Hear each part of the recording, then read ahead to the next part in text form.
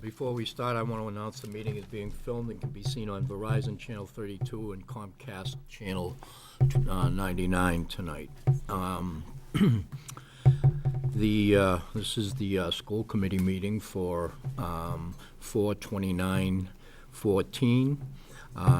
We are called to order.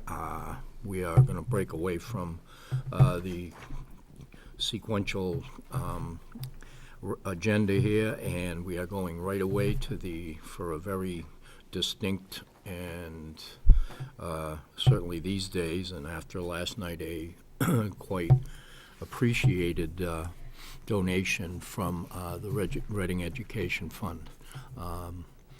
Do we have a motion in that regard? And then we'll discuss. Mr. Chairman, move to accept the donation from the Reading Education Foundation in the amount of $49,269.64 as part of the grant program. Do we have a second? Second. I second. Second, thank you. Discussion. Is there- Yeah, so I'd like to introduce Chris Kelly, President of the Reading Education Foundation, who is going to make a presentation to the school committee. As you know, the Reading Education Foundation has been extremely generous in providing grants for our teachers to do all kinds of innovative work throughout our school district. So I'm gonna turn it over to Chris. Sure, hi, thank you for Hi. letting us come. I'd like to introduce members of my board who are here tonight. Mike Foley, our treasurer. Hi, Mike. Demetra Rastusha, one of our board members. Nancy Dieselman, who's actually going to talk briefly about the grant process and sort of how we came up with this amount.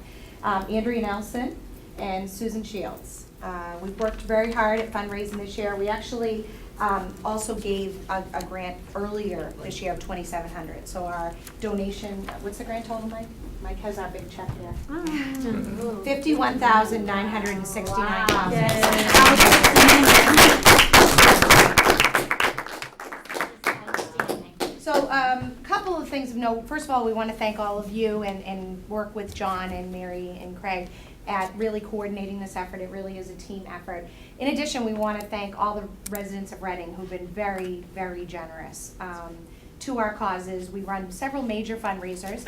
A shameless plug, we are having an event this weekend, Saturday night, at 30 Lowell Street. It's a cocktail party and a silent auction with lots of raffles. It's $30 a ticket. You can buy tickets at the door, or better yet, you can buy them online at our website, www.readingef.org. We also are running an online auction right now, and what are we up to? Up to $5,000 on online bids as of today, and it's only day Three. 3, and that'll be open for the next 11 days. And it's really fun. It's really fun. It's like eBay, but it's through Bidding for Good, which is a Especially when you know who you're nonprofit. bidding against. Oh, we're not good at hiding our initials, so. Yeah, you can tell. So before we present this check, I want to invite Nancy Dieselman, who is co-chair of our grant committee, and she'll sort of walk you through sort of the process. Obviously, as much as we're thrilled with the amount we have, we can't fund all the wonderful grants that we do get asked for. Our goal would be to fund all of the grants that I think we got over $80,000 worth of asks this year. So we had to make some decisions. So she's going to talk to you briefly about some of the decisions that were made. Okay?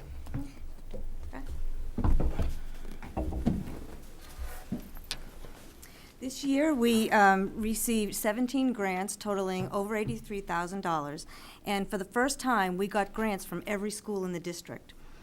We're also really happy to see a lot of collaborative grants between teachers in different departments and teachers in different schools, and that's really something that we as an organization strive for. Thanks to another record-breaking fundraising drive, we are now awarding 12 grants, full or impartial, for the total of $51,969.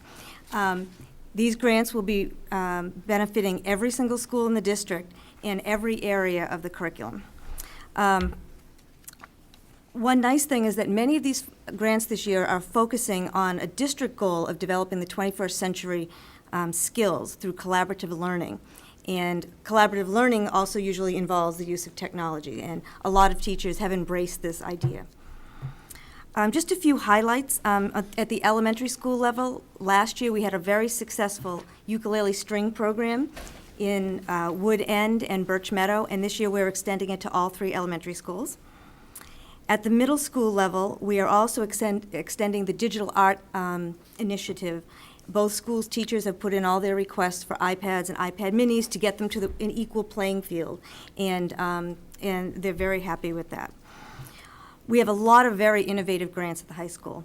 One of the favorite ones is a 3D printing initiative, and we will be purchasing a 3D printer and a tabletop CNC milling machine for all STEM-related classes and business classes. And it will allow kids to test their designs in terms of feasibility, manufacturability, and marketability. The robotics team, we will also be supporting with purchases of some additional hardware that will allow them to have a second robot.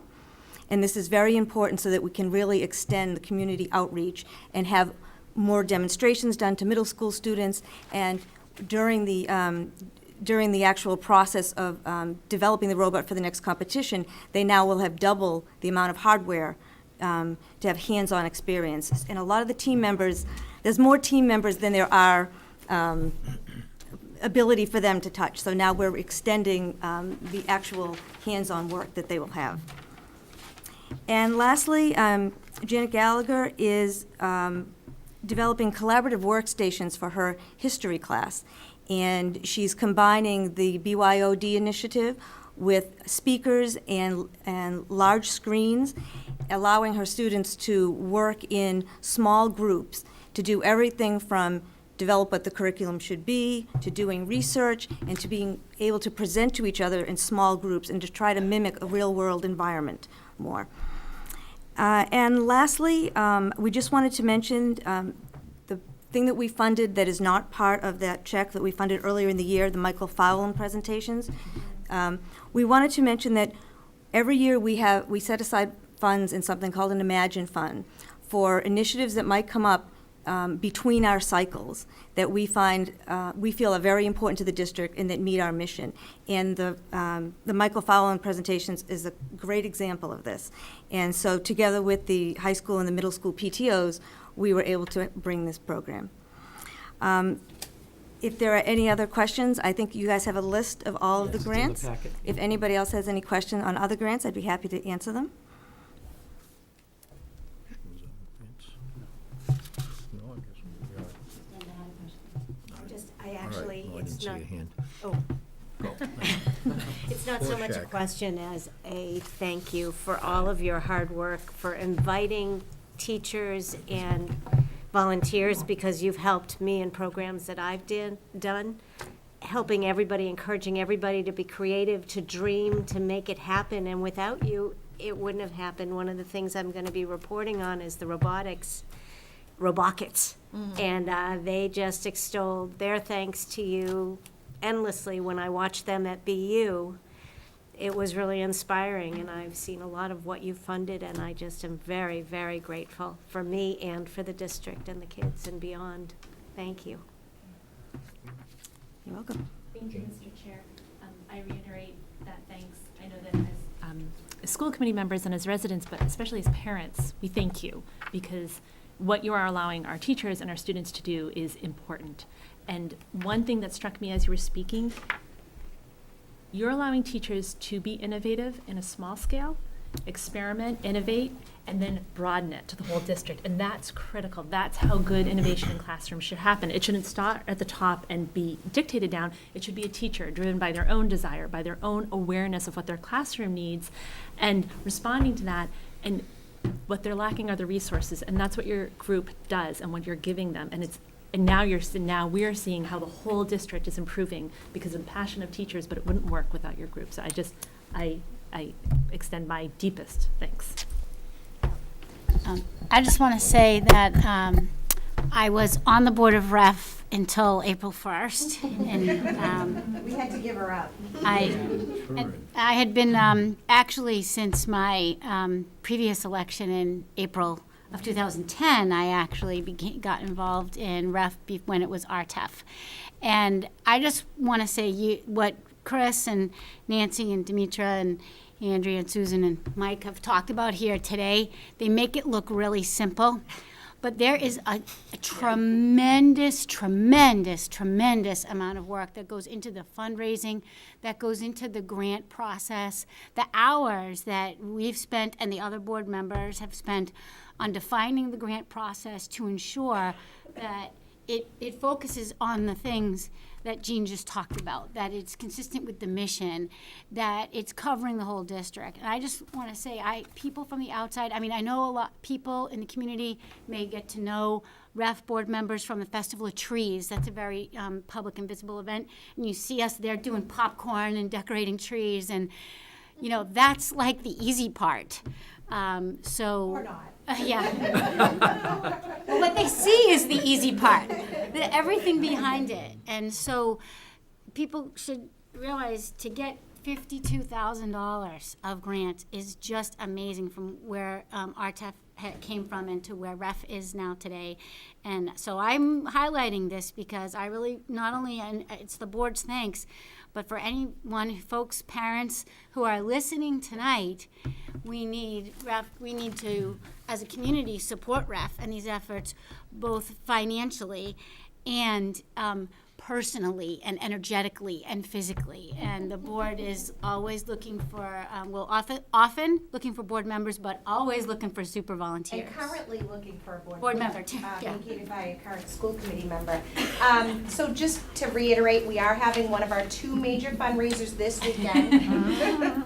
To that end, it's a fun night. It's not, anybody over 21 can come. And we invite you to come. There's a lot of excellent items for sale, but it's also just a fun way to get to know other people in Reading.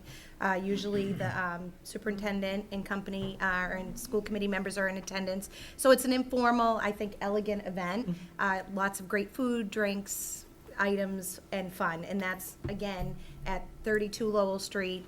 That's the former Christian Science Church next to Town Hall. 7 o'clock. You can just come to the door or buy tickets online. And then we also are holding our online auction right now, and you can find that link. It was sent out through Edline yesterday. Thank you, Linda. And but it will be also linked on. It is linked onto our website.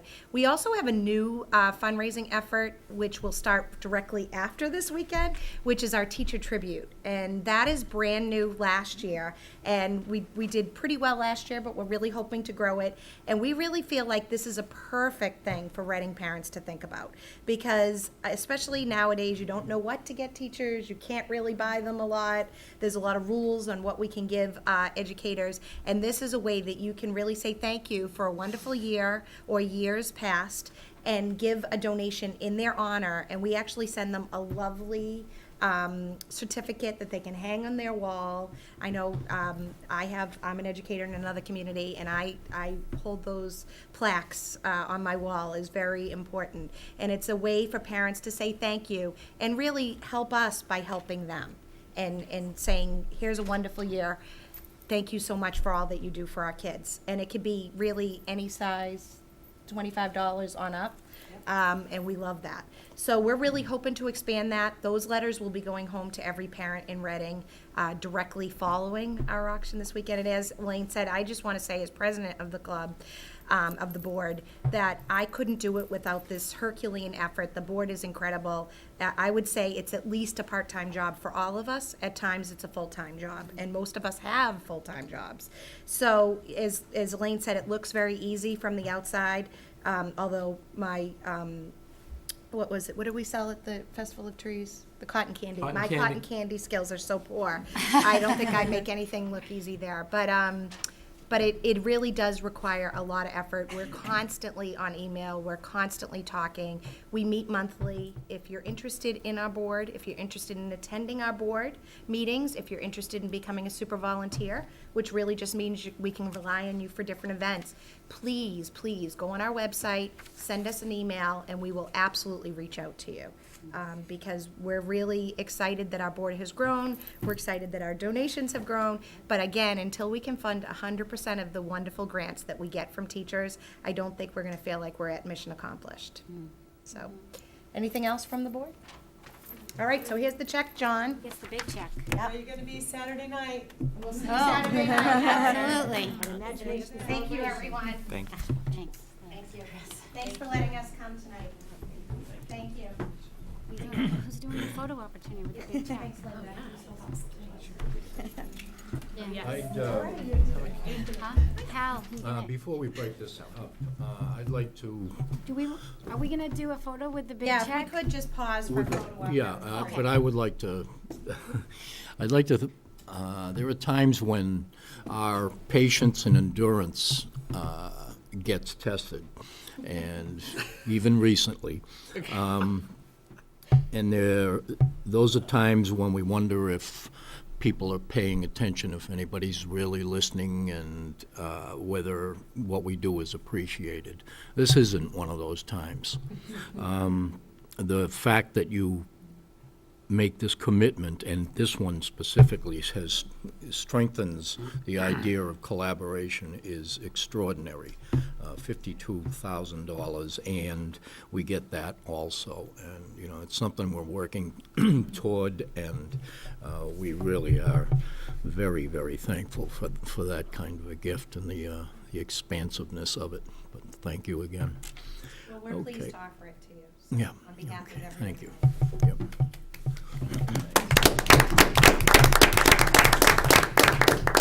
We're gonna do a picture. Absolutely. Yes, we'll pause. Is somebody gonna just use an iPhone, or is there a kid? The whole board, or just the chair?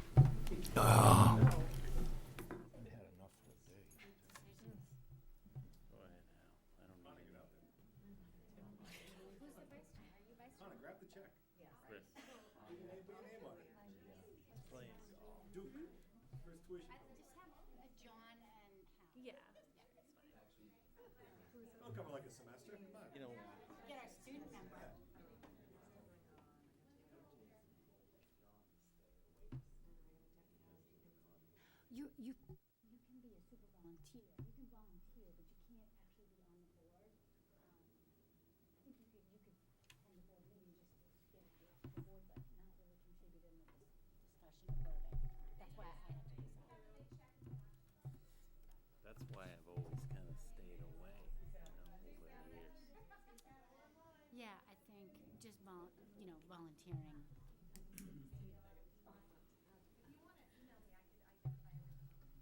Excellent. It's amazing, the growth in the grant, in that check over the last 3 years.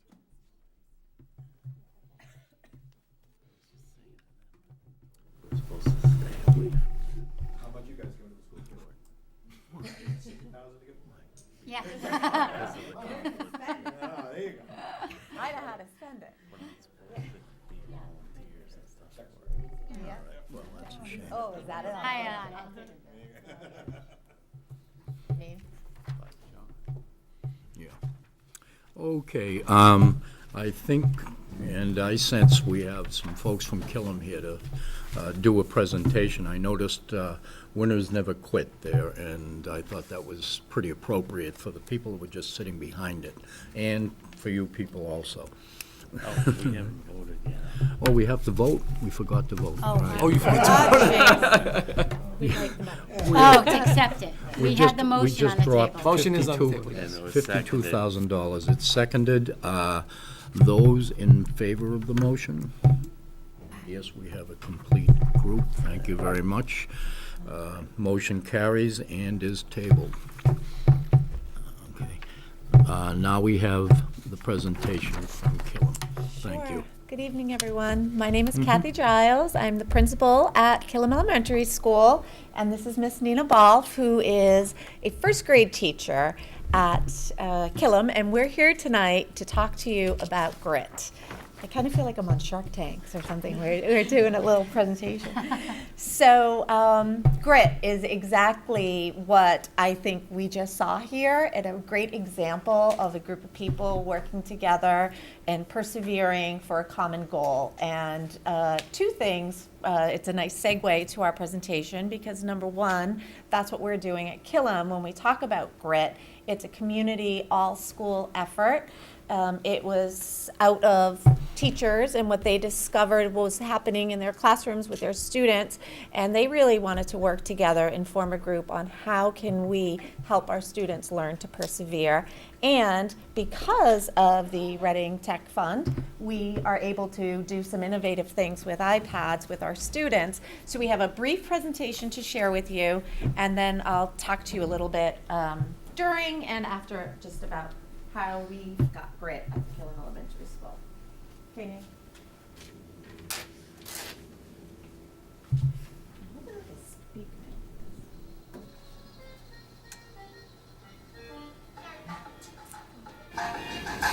I can hear that.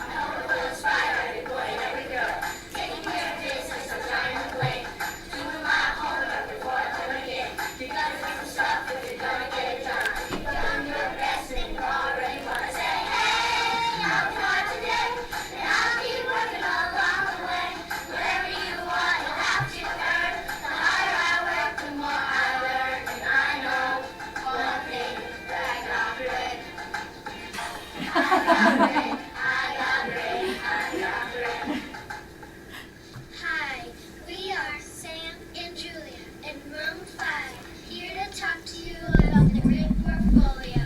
Since Ms. Giles was looking for a classroom that has a lot of grit, she chose us. A grit portfolio. These are our grit portfolios. It's important because it encourages students to show more grit the whole day. We mark down how much grit we showed them. We can choose thumbs up, to the side, or thumbs down.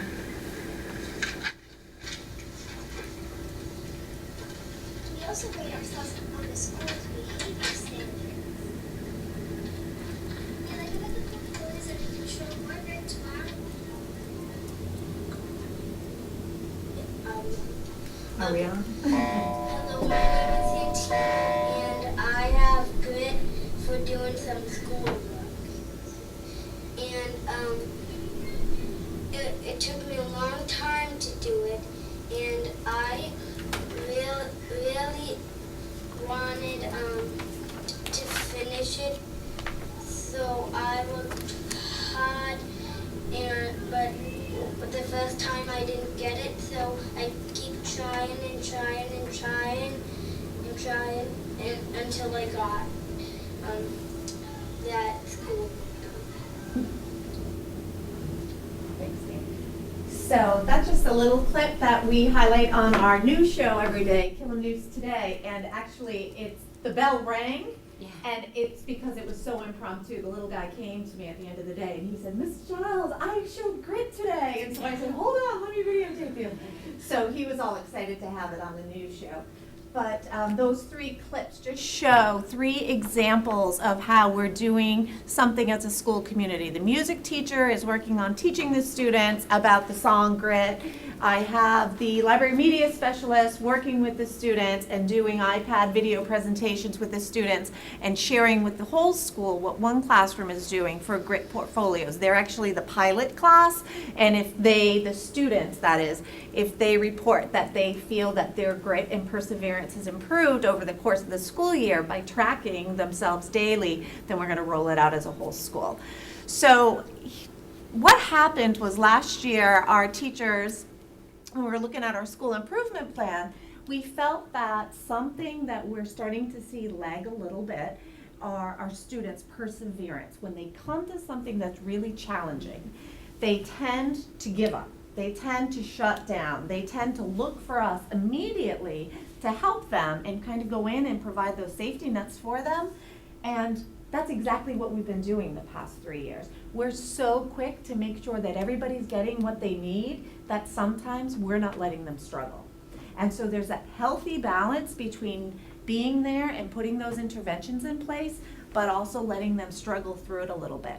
So when our teachers got together last year, they said, you know, this is definitely something that we want to work on as a whole school and focus on. So out of the teachers came our SMART goal, which is also my administrative SMART goal, about facilitating grit portfolios and grit goals for all of us. Okay, so you can go to the next one. So we developed our school-wide SMART goal. It will take like a second or two. Here is my administrative goal that in order to improve student achievement and effort, here are some of the different things that I'm going to do as the administrator, and one of which was to develop teachers who are interested to form a PLC, professional learning community, based on the book Mindset by Carol Dweck, and some of you have said that you've read it. So this group of teachers have this PLC as their SMART goal, and they're working as a team, and they're kind of the finders of the way here for us, and they've read the book Mindset. They had a webinar that they listened to about Carol Dweck, and they are researching, and you can go to the next slide. Good. It's all right.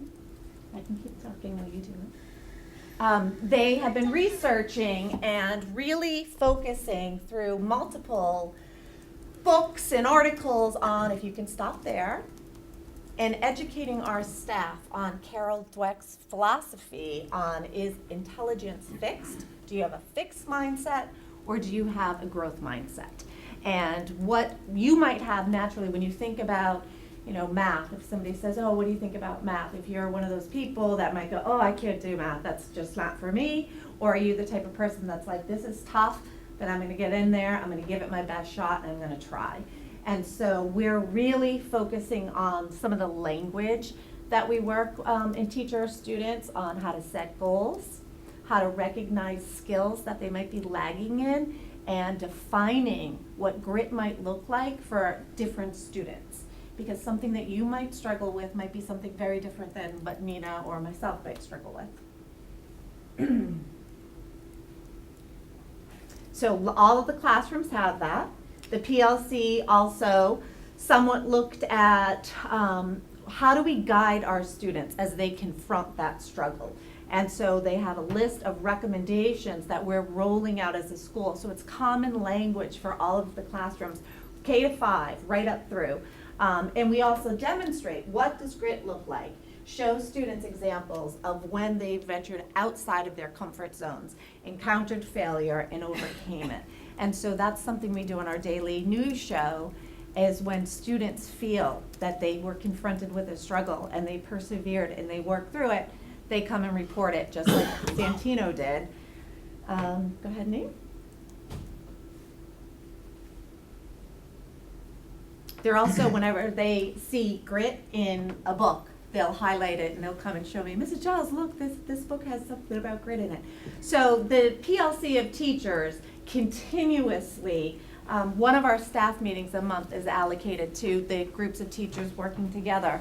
And this group is continuously going online. Nina actually found some great resources today that we share out to the staff, and then the PLC kind of guides our work as a school.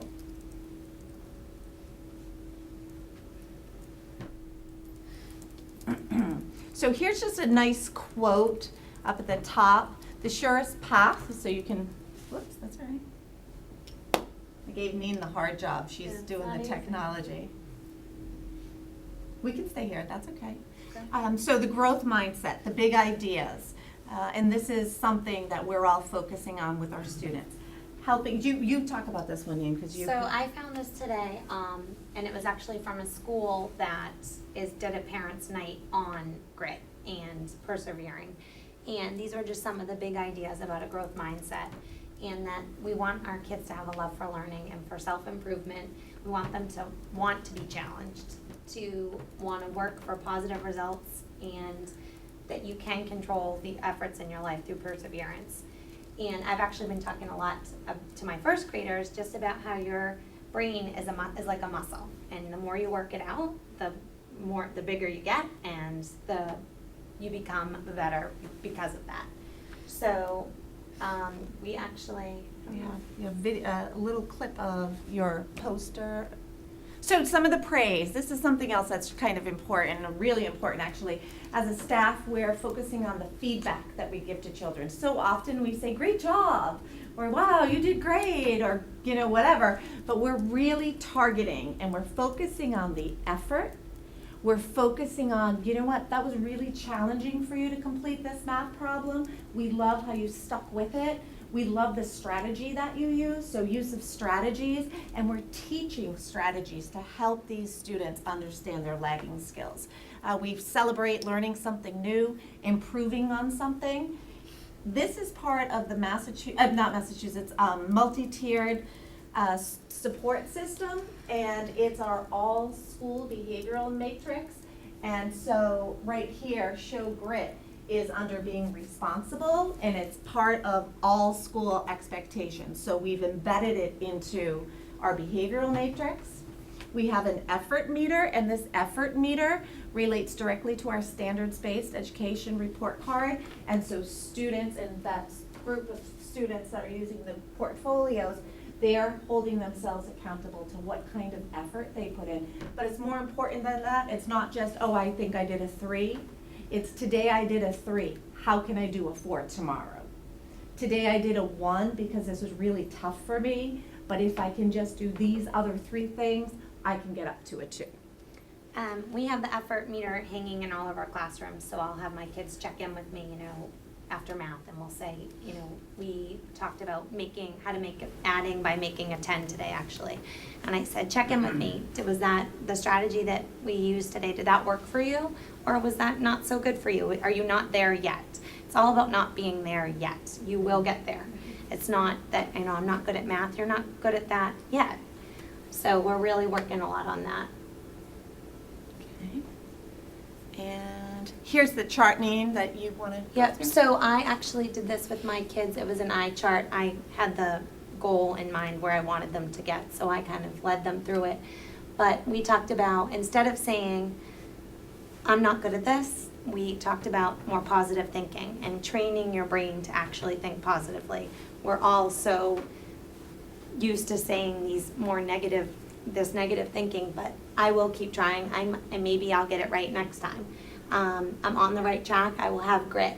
Instead of saying it's too hard, I'll keep trying to make my work better. I can't make this any better, this may take time and effort, but I can do it. And like I said, I just can't do math. It's okay if I get it wrong, I'm gonna use my strategies. And the one I like, Might not show. yeah, it's at the bottom, but I get a lot of, I'm all done. And I'll say, I want, instead of I'm all done, I want you to think about, what can I do, one more thing to make this a little bit better? And they're doing it at 6 and 7, which is amazing. So one of the other things we did as an all-school is 2014, we set goals for ourselves. And we posted these on the bottoms of their chairs. So every day when the children come in to put their chairs down, they're seeing their goal. And they're checking in with themselves because, if you set a goal, you need to make sure you're hitting your benchmarks to get there. And so we're holding the kiddos accountable. And some of them are like, we've already reached this goal. Can we change our goal? Absolutely, you can change your goal. And I did that with my first graders as well. And we actually filled out a sheet and it said, how will I know when I've reached my goal? And a lot of them put math facts down that they wanted to be able to add fluently within 10. And they said they'll know when they get, all the gold stars on extra math. So they know, they truly get it.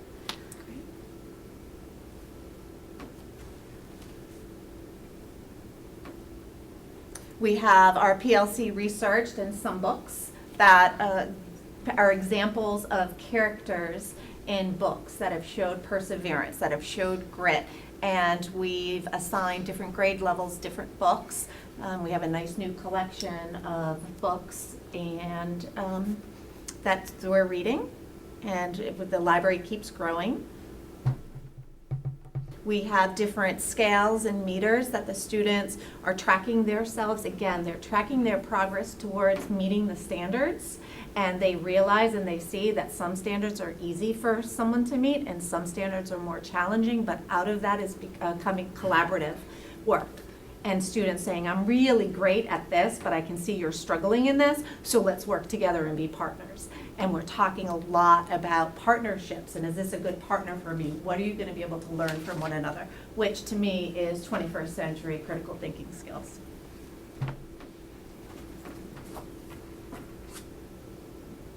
And we celebrate. You can keep this one running.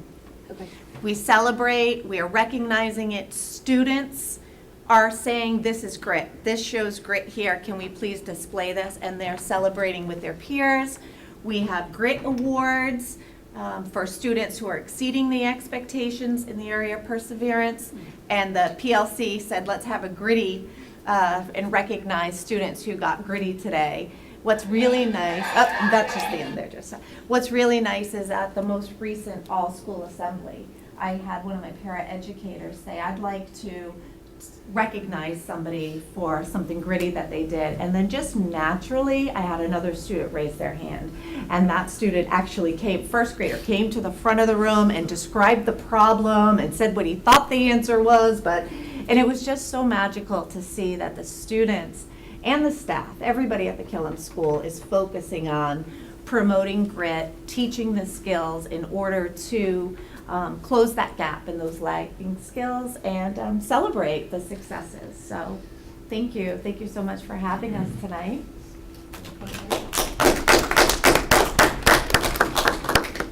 Now you can get gritty with your work. Yes. Time for any questions? Are there questions? Dave, go. So I have actually I have two questions. So I am interested in how this got grit and this whole concept sort of dovetails or works with, learning and growth rates. Because achievement is one thing, but especially when you have a variety of learners in a given classroom, since elementary school is not leveled. Can you just talk a little bit about, how this might be helping issues where you have students sort of who might be beyond in some cases? Because the thing we don't want to happen is that they get to Mr. Mooney's class and they never persevered, because then they'll fail. So And you'll send them back. yeah. So having them learn to persevere in first grade is really, really good. And we should never have a student go through our district without facing challenges and learning really good stuff from failures. And I don't know whether Connor agrees with that or not. But so can you just talk about how that might be? Absolutely. Our goal at Killam is for every student to basically have their own individualized educational plan. And what we do is we pre-assess our kiddos in all areas, and we see where they all are. Not only do we pre-assess them, but we ask them to pre-assess themselves so that they understand, as young as kindergarten, first grade, here are some of my strengths, here are some of my, we never say weaknesses, but here are some of the areas in which I need to learn and grow. And so with the standards, and standards-based education is absolutely the answer to that, because when you have, I always say an A tells us what we earned, but meeting the standard tells us what we've learned. And there's a big difference between the two. So when we have 50 standards that we're looking at that we know all of our first graders or fifth graders or third graders need to meet by the end of the school year, we know, and Nina knows on a daily basis by doing formative assessment and summative assessment, what students have already met the standards. So when we have those students that have already met the standards, we're taking them to the next level. And so it's standards-based education has really been a nice connection to being able to teach students how to persevere on their own level. Right. That answers it. I said I had two. So the other one I think is, so are you still filling buckets? Absolutely. I was going to Oh, say, Linda. so Linda has, I said to Nina, that's That's the woman who started the character education curriculum. Yeah, the So pillars. we absolutely, our big umbrella is to be terrific. And though that's the character education, trustworthy, respectful, responsible, fair, and caring citizens. That's our umbrella. Underneath that umbrella, the way that we are terrific and the way that we make terrific choices is to make bucket-filling choices. Right. To have grit, to persevere, to be respectful, responsible, so that it all ties in together. And that behavioral matrix that I showed Oh, briefly yeah. up there, that with the multi-tiered system of supports, that just pulls everything together. And Nina's Absolutely. on that committee. Yes. Can we get a copy of that? Absolutely, yes. That is something to showcase It's because, amazing. All the work that has gone into that. yeah, so we Is can doing any definitely. professional development at corporate locations? We could use this. Absolutely. We do it all. Thank you. Well, thank you.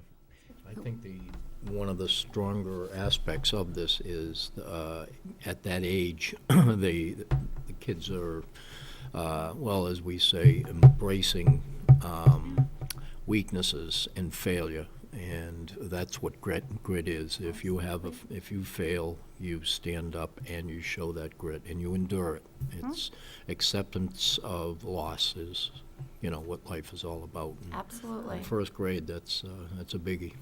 Thank you. Yes. If I may, Mr. Chair, thank You you. may. I want to thank you. This is wonderful. Wonderful to see this happening in our elementary schools, but I did want to connect it to something that this committee is very concerned about because I think it is connected, and that's issues of anxiety as children get older. It's a trend that's very disturbing. We're very concerned about it. It can be terribly detrimental to students' health and certainly their academic achievement. What you're giving these little first and second graders is a little bit of healthy anxiety. How does it feel to struggle? How does it feel to not know the answer, not understand the question? It's okay. That feeling is okay, and helping them learn how to struggle healthfully Yes. is going to help them manage bigger anxieties when they're bigger healthfully. So I think this is deeply connected to their social health as they age. So it's just a wonderful program. Thank you. Last year's book studies were Breaking the Behavior Code and The Lost Child.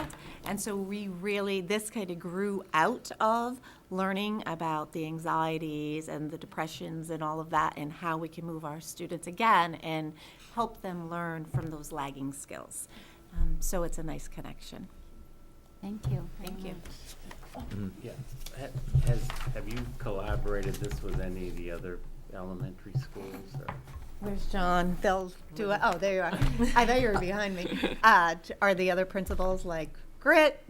They laugh because I'm always saying grit, grit, grit, grit, grit. But yes, we're all in our own ways. We're all doing different recognitions and character education and talking about perseverance and effort.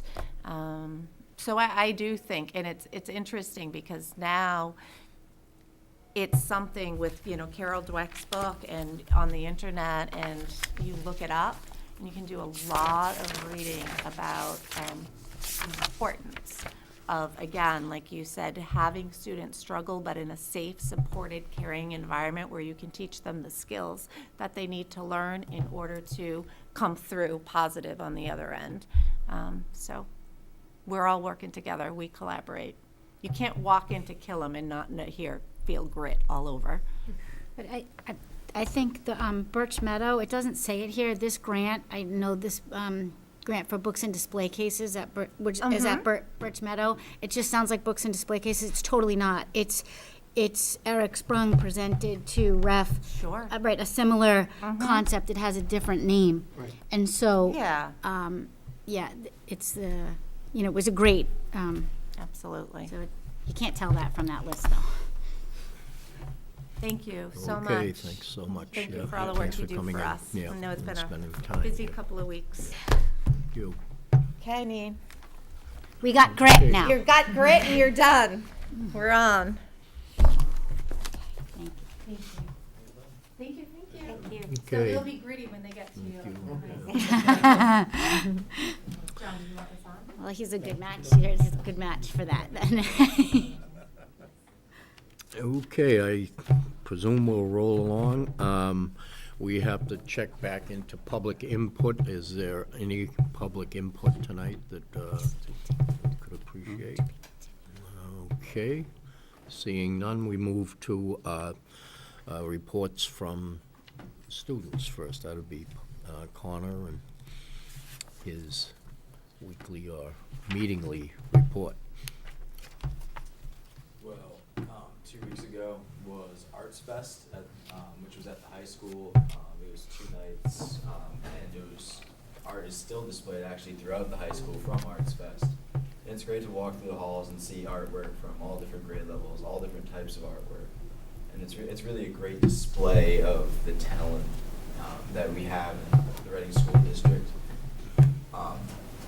And that was on display for the Blue Ribbon Conference, which was just before April vacation. So we actually had students helping out with the Blue Ribbon Conference, taking people around and showing classrooms. And then also, right before April vacation was the junior prom as well, which was at the Denver Sport Yard. And it was a really nice night. I was fortunate to attend, and it was really fun. A lot of people had fun and enjoyed themselves. AP tests are next week. Oh my gosh. They begin next week and they last the next 2 weeks. So students are busy getting ready for those, and teachers are starting to. AP teachers are starting to review for that, get students ready in the final preparations. And then the drama club have their spring production, which is Tom Sawyer, this weekend, so Friday, Saturday, and Sunday.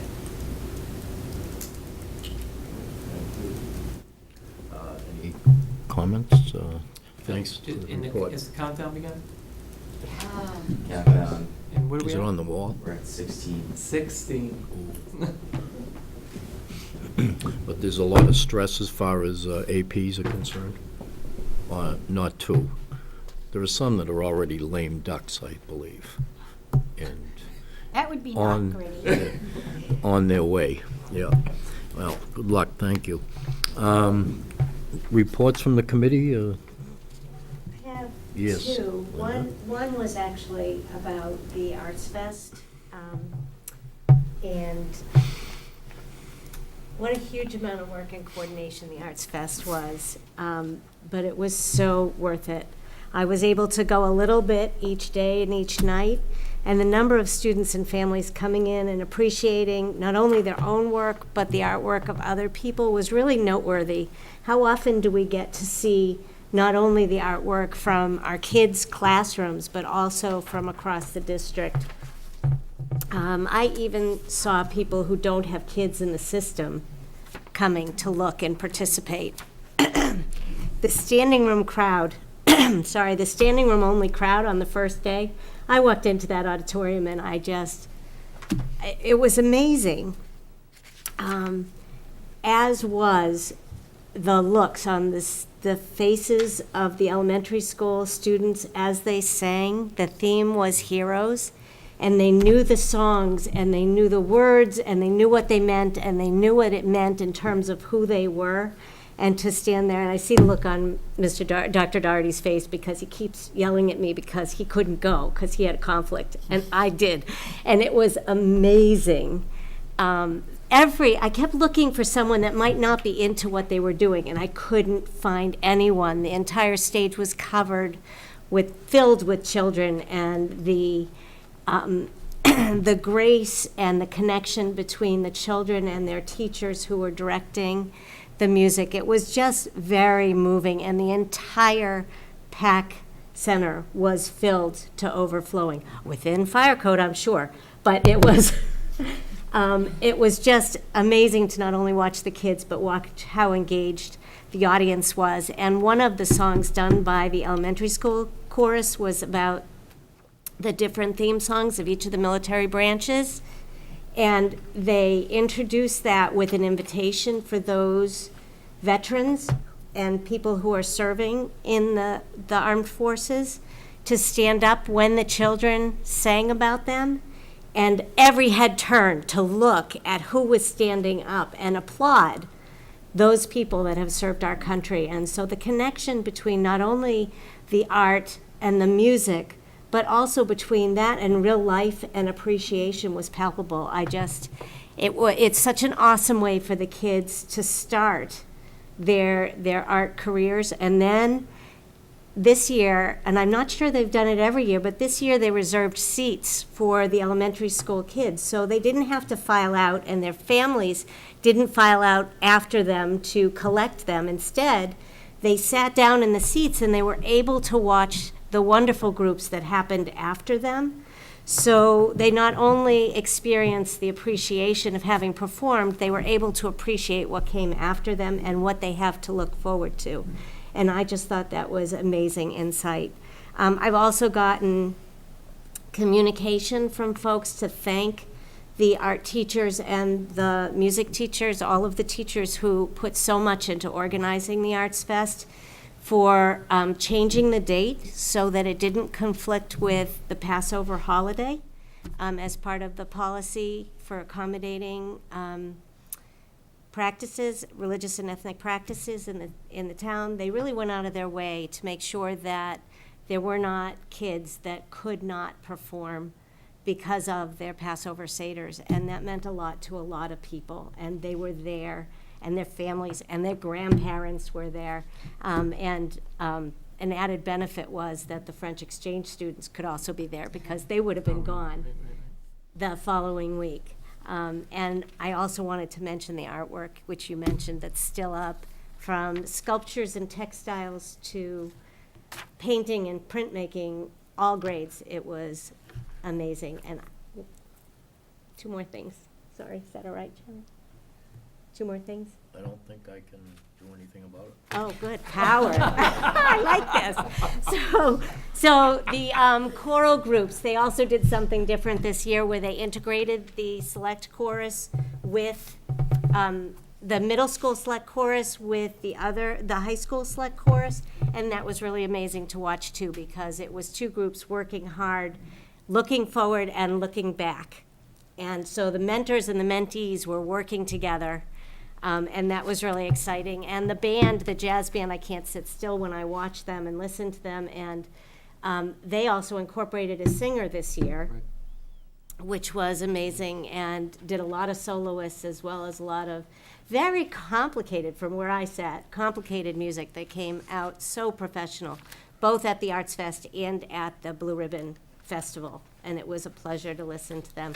And the last thing I wanted to say was that I had the honor of going to BU to watch the Robockets compete.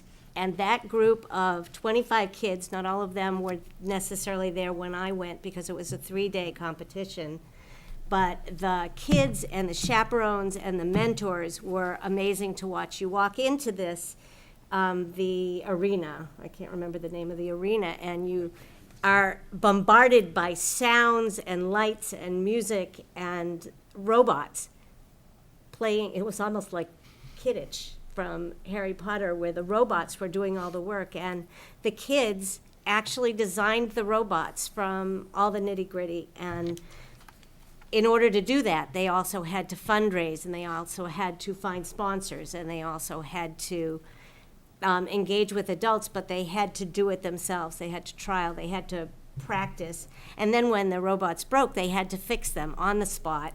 And they had a pit where they would go in and they would fix it. And I just wanted to mention Chuck Strout, who was a math teacher at the high school, who was there being a mentor, and Brendan Gunn, Mike Menzian, I apologize, Dave Ventola, Sanat Patel, who was the main contact and working behind the scenes, and Kristen Murray and Lisa Goldsmith are both professional women who also are parents, who actually thought to invite us to go there. And they have a list of sponsors that Teradyne, Keurig, Vulcan, Textron, Neutrons, Autodesk. I'm just saying this because it's so impressive that they found them, that these companies, local businesses, have made themselves available. Autodesk, Boston Welding, National Instruments, Alliance Data, Epsilon, Reading Education Foundation, the Reading Boosters helped them get on their feet, 1366 Technologies, and I apologize if I missed anyone, but they were wearing these on the back of their shirt. scribbled them down, but it was really amazing to see what these kids and adults can accomplish together. And there are scholarships available through these organizations, and they were just shining. I was so proud of Reading. And, I was supposed to say they ranked 35th out of 53. Talk about Yes. grit. So it's better than last year, and they're aiming for next year. They're very proud, and they know what an amazing job they did, and I just wanted to reiterate what an amazing job they did. Thank you. Further commentary? Well, I had an epiphany at the Arts Fest, but I don't think I can include it now. I think it's been overwhelmed. No, I found out that one of my captains is a very talented artist. You may have noticed a great white shark in chalk, and it's startling. Yeah, and it was Ty Greco, yeah, and because I wandered the place after it got quiet. It was nice, very nice. Well, thank you very much. Well, Dr. Doherty, do you have any? I don't have any For us reports. I tonight? think that the Nothing reports that were interesting said happened tonight were great. And I think it Okay. just speaks to all the amazing things that are going on in our district right All now. right, thank you. Subcommittee, do we have any comments from the or is? I'm just baiting you. What subcommittee? Short memories, sir. Sensing no reports from the subcommittees, let's see, Craig, anything for us tonight? No, I mean, I just echo what was said about the Arts Fest. Right. Our Blueprint for Excellence Institute, I mean, it just shows the work that the teachers are doing. We have outstanding educators here, and all the different presentations that happen, there's so many highlights. Our keynote, Lyda Winfield, I should mention also, because she did present the evening before for community, and we had a small crowd that night, but it was maybe 40, 50 Yeah. people, but that were very moved. I mean, audience members were laughing and crying both, and so she performed for the entire staff of, we probably had 600, 700 people, with other outside attendees there, and in addition to we do the formal feedback forms and so forth, I was getting emails every hour for the next 3 days, practically, from staff members saying they were still thinking about her, how moved they were by her, giving them a clearer understanding of the struggles that she had growing up with the disability and how she overcame that and so forth. So that was great. So yeah, it was a great couple of weeks. Thank you. Okay, I believe we have a field trip to approve or not. Move to approve the annual RMHS Spanish Exchange field trip for the 2014 to 15 school year. Do we have a second? Second. Do we have a second discussion? Yeah, Dr. just Doherty? as you can see, that this is actually a two-part field trip. The first part happens next September, when the Spanish exchange students come to Reading and stay with, I believe there's 18 families. And then in April, the reciprocal happens with the 18 students that hosted from Reading will go to Spain and stay with host families Okay. in Spain. I think what's important to note is like any of the trips that we have that go overseas or to another country, that all of the rules the student Yeah. handbook is followed. That includes all of the different policies, including the chemical health policy and all those things. Even though there may be a difference in drinking age or something like that in another country, that we still follow the high school rules. Students are acknowledged as part of those rules. So, I've had the conversations with Mr. Higginbottom and Ms. Alvarez about the trip, and I'm confident that this trip will move fine. Move on. Okay, thank you. Further comments? I just have one question. Mrs. Webb? So does that apply in the reverse when the students from Spain or France are here? Are they subject to our school policies? No, they would be under the school policies of their own school. policies. That's right. Okay. But when they're in this country, they have to follow state law. State law? Yeah. Okay. Okay. That was what I was, I was going to Yes, reiterate that they need to follow the laws here, so 18-year-olds are not going to be drinking here Correct. because Not, Right. not here. the law Right. doesn't allow it here. Okay. Yeah, thank you. Mrs. Borowski? Thank you. Two quick questions. One, a clarification. So the students actually attend high school in Spain while they're with these husbands? Yes, they do, I believe they do attend some classes. Fantastic. Yes. My other question is, can you just give us some assurance, what is the process through which the host families are vetted to make sure that these families are safe and will be good hosts for our students? The host families are in Spain. Yep. Well, these are the families of the students who come here. Mm-hmm. So the tour company that sets all this up, they do the vetting. They do the vetting, Okay. yes. And this is a group that we've worked with for several years now. Wonderful, thank you. No further comments. Are we prepared to vote then? Those in favor of the motion? 5 in favor, none opposed, thus the motion carries and is tabled. We have another donation to approve. Mr. Chairman, move to accept the donation in the amount of $10,400 to be used to support the Winter Guard and percussion instructors, with the balance of $2,700 to be used for next year's band camp. Is there a second? Second. We have a second discussion.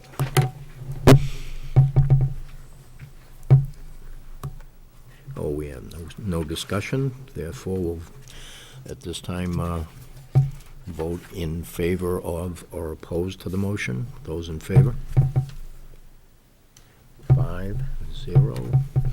Thank you. Motion carries and is tabled.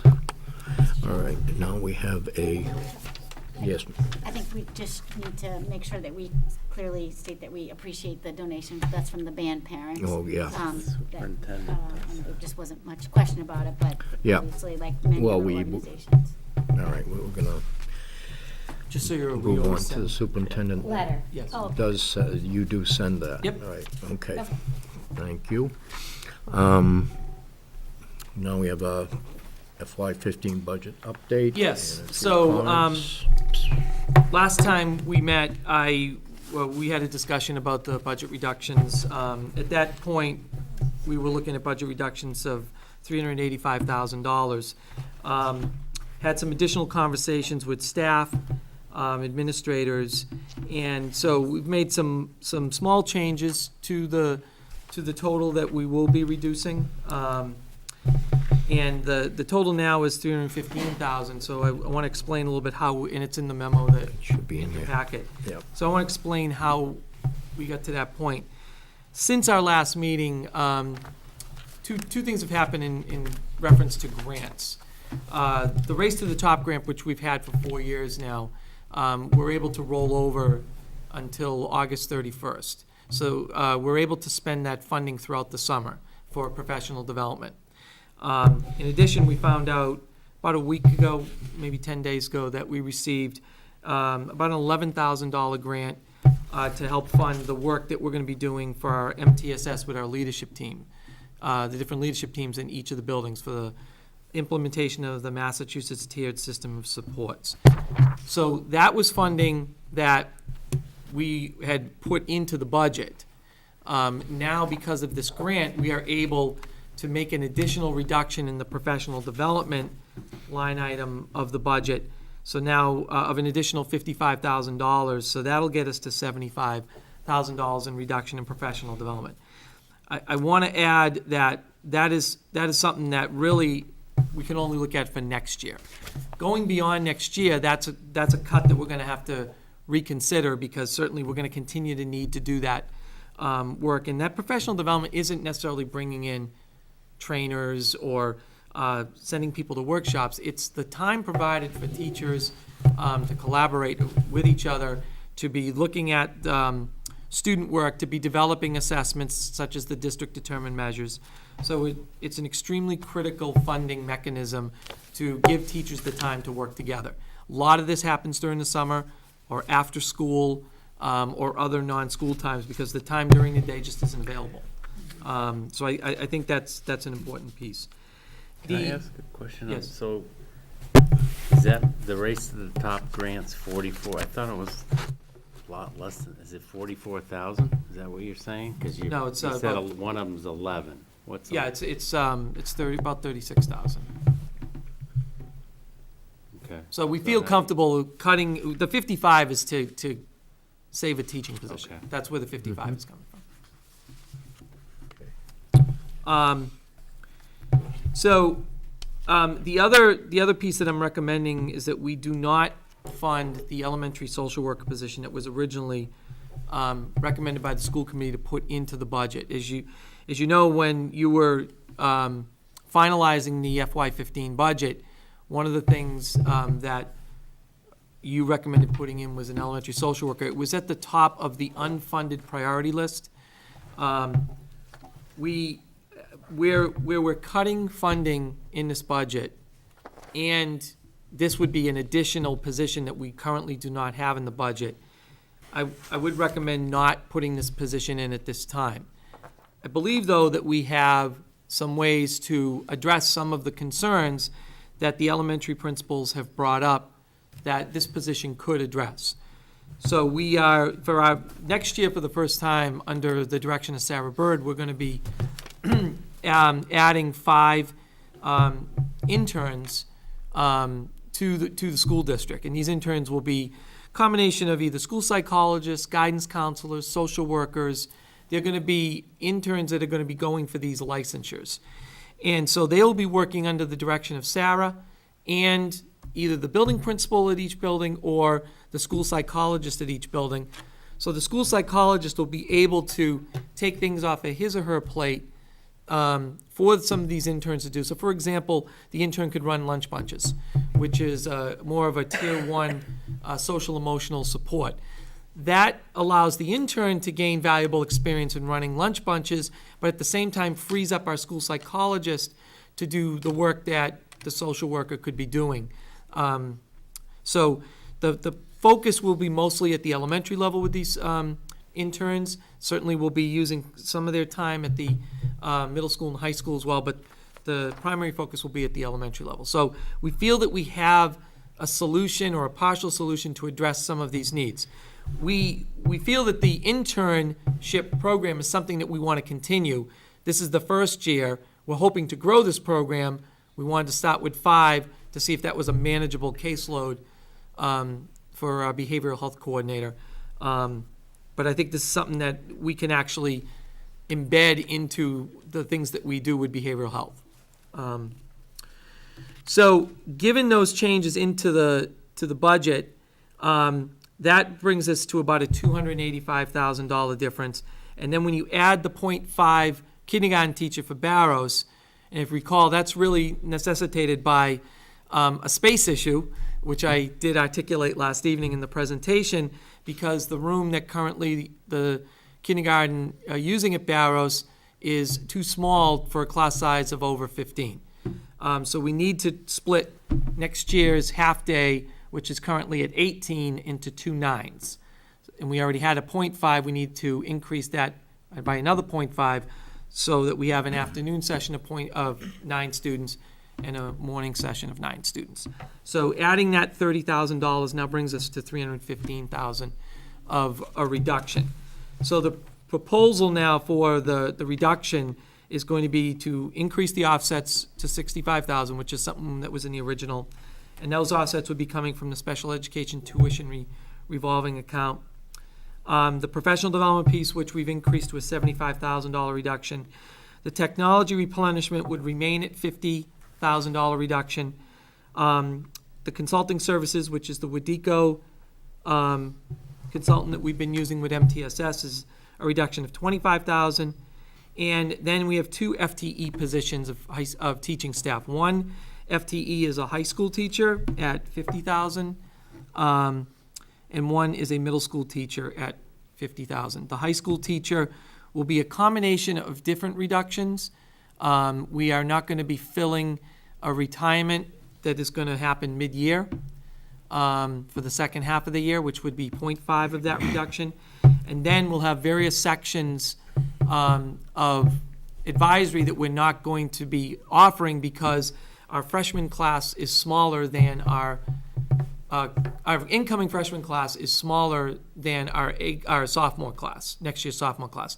We don't need as many advisory sections, which will result in a reduction of FTE for teacher needing those sections. So that's where we get the 50,000. The 1 point FTE for the middle school is going to be the middle school health curriculum, health program. And that is going to, as you know, we put this in 7th grade. Currently, students have health for 1/4 of the school year. They will not completely lose out on having health. What is going to happen is that the health will be embedded back into the wellness program where it was up until this year when we put health back in. It certainly isn't a cut that we want to make, but we felt that given all of the other priorities that we have and the reductions that we had to make here, that this was the place where we needed to make the cut. And in conversations with the middle school teachers, felt that this was the best place. We did have 2 other positions that we were able to take out of the reduction. Remember, we had an elementary teacher. We felt that we could put that back in with the changes that we made. And also, we had an additional high school teacher that we were able to put back into the budget. So that's where we're at. So, Mr. Robinson. when you just were going through that list, you said 75,000. Did you mean to say 55 in professional development? No, we originally had 20 in there. The memo says 55. No, it's 75. We don't have the The numbers. memo I'm looking at says 70. We're Oh, I'm missing not- that, It's not those in the numbers. packet. It wasn't in Okay, the I packet. apologize. I don't know why you don't have It it. just, it seems like the back page didn't print, so Okay. we don't have that. Okay, I page. apologize. So it's 75. It's 75. It was Fine. 20, added 55 to Right. make it 75. So, can I ask another question? Sure, ask another The question. middle school, I mean, I feel like we spend a lot of time putting resources towards behavioral health, and now the first opportunity that we need to cut something, that's where we're taking it from, with the middle school health. Well, And- if you recall, we're adding behavioral health staff into this budget as well. We are putting a social worker at the high school Right. that wasn't currently, we don't currently have, and it's going in. So we're weighing the pros and cons, and we feel that there is, at this point, a greater need to have the high school social worker for general education students at the high school. None of these are reductions that we want to make. Mrs. Webb? Thank you, Mr. Chair. So on this middle school wellness change, Yes. is that reducing the physical activity time? Yes, Yes. Because it's going back into. to the model that we had prior to the health teacher coming in. And I know there's been a lot of changes at the high school, sort of realignment of the health curriculums. Mhm. So there's no way, I'm just wondering, is what's removed, was there a redundancy so that you could eliminate it because you're covering things in 8th grade and 9th grade and 11th grade? Or is it that you do need to cover these strands or elements, and in order to do that, it's back into the wellness? So part of what's going to happen this summer, and we had some conversations, Craig, myself, and Erica McNamara, who helped last summer with the planning of the implementation. We'll have to sit down and we'll have to identify which topics are going to be addressed in the 7th grade wellness class. Okay, because I think it's really important to balance how we impact sort of the physical activity time Right. for the students, because there's a whole host of issues with that. And this is aside from the fact that I think in general, most of the kids, like gym better than health class. At least boys that I know do. So, I think it's important to make sure that we are finding the best balance. And if, we need the social worker resources at the high school, if that's really what the priority is, but trying to mine out areas where we might have redundancy, or we can better address that element at a different grade level, and it's really already in the curriculum, or, you can make that adjustment to not impact the physical activity time to the extent possible, I would look to that. Further comment? I Well, have I'd like- one other I have one other. Okay, I'll wait. Oh, okay, no, if You're you're, on. I thought you were moving on. Nope, you're all set. So, not for this, not for this moment at this meeting, but, you know, we're talking about full day and half day kindergarten and what we're doing at Barrows. And I think, you know, there may be some other alternatives that we have to look at here that could actually save money, depending upon what our strategy is around full day kindergarten and half day. So, maybe. I'm not sure what he, Well, if you had one less full-day kindergarten class at Barrows, you could put your half-day students in that room and have one half-day, get one half-day, but you would, in order to do that, you would then serve fewer full-day students in the smaller classroom.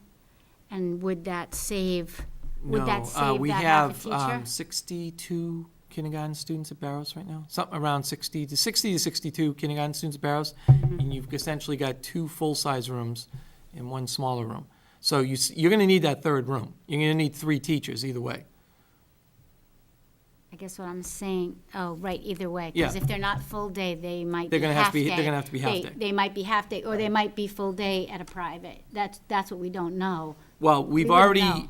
for next year, we've already made the commitment to the kindergarten programs that we have in place. They've already been given their deposits, all of those have been in place. Okay, so for next. That's how we have for the numbers that we September's- currently have. That's Okay. why we have the number 72% of our students are in full-day kindergarten next year. Because those students, we do our registrations Oh, in right, December. Right. Okay, so that's They already. had, in fact, today so they had those- kindergarten screening, so, Okay, so that 72% is already yeah. committed Now, financially. a year from now, I agree with you. We're gonna have to have the conversation for a year from now on where we're going, depending on what happens Thursday night, where are we going with kindergarten? Because I'm gonna need some direction from the committee Right. on this. Do we continue to aggressively move forward with full-day kindergarten? Right. Or do we go back to a more manageable level where we put back the art and music rooms, we put Our special education. our special education rooms, so we're back in compliance, and we go to a lottery? Right. I mean, those are discussions we're gonna have to have Okay. if Thursday, Okay, but it's not, that's what I want to clarify. So No. it's not an option for this budget No. because those kids are already knowing what kindergarten they're going to and. yeah, and unfortunately, it happened today, at one of our 5 schools, we are now reaching the point where we're going over the 22. Over The the 22 class size, in the half-day or the full-day Uh, classroom? Either. Either, okay. Either. And so now we're at a point, we have no space, we have no more space, and we don't have a place to put the extra students. So the class sizes now are gonna start going up, because our class sizes at kindergarten are pretty much maxed out around the 21, 22 across all 5 schools. So and it's only, May 1st is Thursday. So and we went over 23, we went to 23 today in one of our schools. Okay. And I don't have a Mr. solution. Robinson? So, back to you've got 18 half-day kindergarten. At Barrows. At Barrows. Right now, yes. And the reason why we're breaking it into 2 sections of 9 each, which is very small. Right. Is because we need to use that room that we put in back of the stage there, that new It's room. originally it was supposed to be a music room. Right. We can't fit 18 students. We can't fit any Under other the program in that room and put because a class of 18 somewhere else. There is no other space available at Barrows that could hold 18 students. There's no smaller programs in another room or? There's no other space available to move those 18 students to. We don't have I enough space. understand that, there's nothing you can flip-flop it with? Another. No, because there is no other space. Okay. That's go anywhere that's the else. problem. So there's no other like special education program that's smaller somewhere else in the building? There are that's in a rooms that bigger are physical smaller space? than the music room. Okay, they're in But- smaller spaces? Yeah, they're in Okay. smaller spaces. Okay. Well, thank you. Quonset hut? I'd like to, I'd like to thank you for your obvious attention to and energy for reclaiming the FTEs that we felt we might be losing, and encourage you to do more as time goes on, but We'll this keep is... trying. I know, I think this is a step in the right direction, and it looks like we've saved almost 2, 1.5, yes. Yeah, just I'm sorry to keep, but just on that 18, I know it's not a popular thing, but is there another room in the district that can take a half-day class? Because No. that's $30,000 that could I- be going somewhere else. We have no available space at our 5 elementary schools, and we have no available space at our 2 middle schools or our high school. That's the problem. Yeah. Nothing at Wood End. No, because Rise is in there. We have 2 classrooms at Rise students. Yes, Mrs. Webb. So, thank you, Mr. Chairman. So, you just talked about the 2 classrooms at Rise. So, right now, the way the Rise program works, we have to serve the students with needs according to law at age 3, whatever. We have to provide special education services for students that qualify beginning at age 3, no matter when they turn 3. Okay. And the program, the integrated program, has to be 51% general ed. General ed to 49%, 49%. right. But That's the really, minimum. that's the minimum, but Okay, you don't want, I right. mean, if all possible, I you don't understand, want that I ratio. understand that, but, and our program is, I know, I have the numbers sort of in my head, but I don't know what the percentage is. In general, we've been much more than that, so that. Yeah, there was a balances- couple of years that we were tight. In close. fact, we were out of compliance one Right. year. This current year, we're about 20 students more general ed, I think, I'm going by memory now. 20 students more general ed than special ed. Okay, so, if we were, depending upon what direction we wanted to provide to you about it, in terms of strictly meeting the requirement, we're currently taking more general students because we want to pursue a balance that's more effective for the classroom. But that takes more classrooms, right? That's why we have 2 extra classrooms. No, we have 2 extra classrooms because we also need the space for the special education students. Oh, so sort of even if you had fewer. Yeah, that was part of the Okay. reason why we had to add the 2 classrooms, because we were out of compliance. If you notice, and I'm trying to do this from memory, the chart I showed you, I think it was 2011-12, Yeah. was when we were out of compliance, or maybe it was 2010-11. When we added the 2 classrooms at Wood End is when we got back into compliance. Because then we were able to add more general education students, because we had the 2 additional classrooms. Do we, with Rise, the special education students are just Reading? They're not coming from other towns? Yes, they're just running. I don't believe we have any tuition students. Right, oh, if we did, they would be Yes. tuitioned in though. Yeah, they'd be tuitioned in. Mrs. Borowski? Thank you. And just, I think I see where you're going with this, but a concern I would have is that you lose the tuition from those general ed students. So even though you might save money on the classroom, you're going to lose the revenue, Right. so you're still Right. going to end up, I think that's a challenge with that solution You know, as one well. of the things that I talked about is that we have 25 students right now on a waiting list for next year, which is $144,000 in revenue. That's all I know I don't like to look at it like that, but I mean. But it's a fact. Yeah, it's a fact.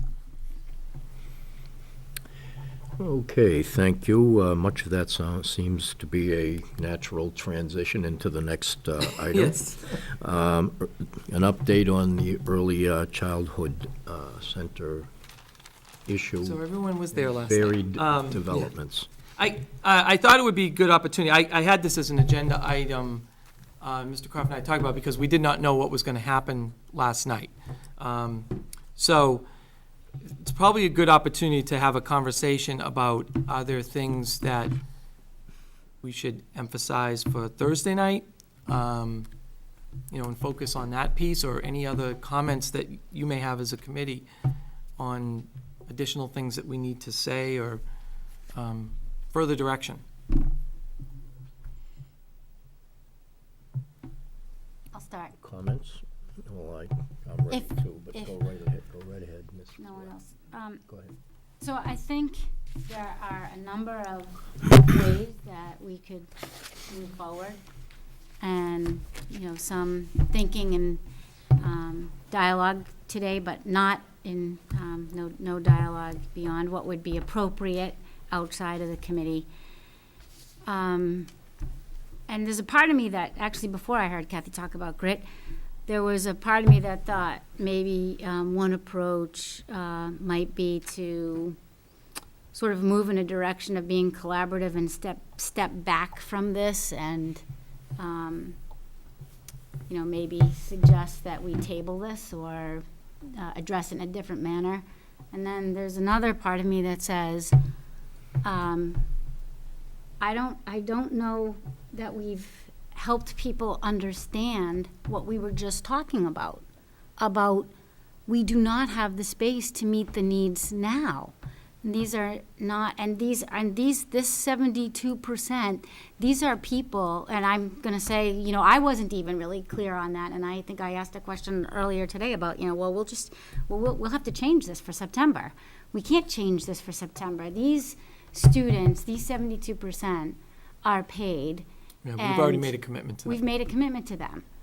So as we're having this dialogue, there's a part of me that, do we look for another way to get to the voters? Do we look for a way to step back and collaborate but take more time?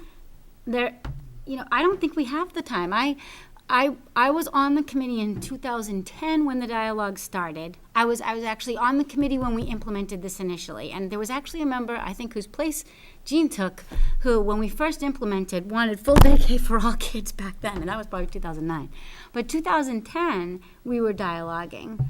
When the committee made the decision in 2012, which was that commensurate with when the state also it offered the incentive in terms of No, the incentive has been around for a few years now. Okay, so at that time, I was not on the committee. I can remember looking at it thinking, maybe that's a little aggressive of the committee, as an outsider, as a parent, and as a parent who only took advantage of half-day. But now, I look at that and I say, no, in 2012, the committee was being really taking leadership and being out in front. And, the article that you passed along today, it really drives that home, that the committee was taking leadership in 2012 by saying we're going to need to provide full day K, free full day K, supported by state Chapter 70 funding for all students. That was 2012. What we're asking town meeting to look at in terms of pursuing the details of the schematic design so that we can really look at the space needs and figure out where we put the space we need. Even at the rate we go now, we don't get that till 2017. If we continue to delay this, you're talking 2018, it's like thousands of students. This article referenced, we can't continue not to serve another 180 students. We're gonna not serve, 25 students, $144,000, and this percentage of 72% is just, it's going to increase. Demographics, I think, have changed in the community and for parents. In 2005-06, when we first did this, 30% were in full day. As a parent who had chose to have kids in half day only, there were 70% of the other parents and kids in town were also in half day. And that was, I had the luxury, other parents had the luxury of doing that. That's flip-flop now. And Kathy highlighted the standards-based education. And nobody's napping also, sorry. All right, and people wouldn't understand that if they didn't see town meeting. It's clear to me, whether we're talking about our first grade or our kindergarten, we've got some very high-quality education and time going on. And the second half of the day is not wasted, it's not daycare, it's not napping.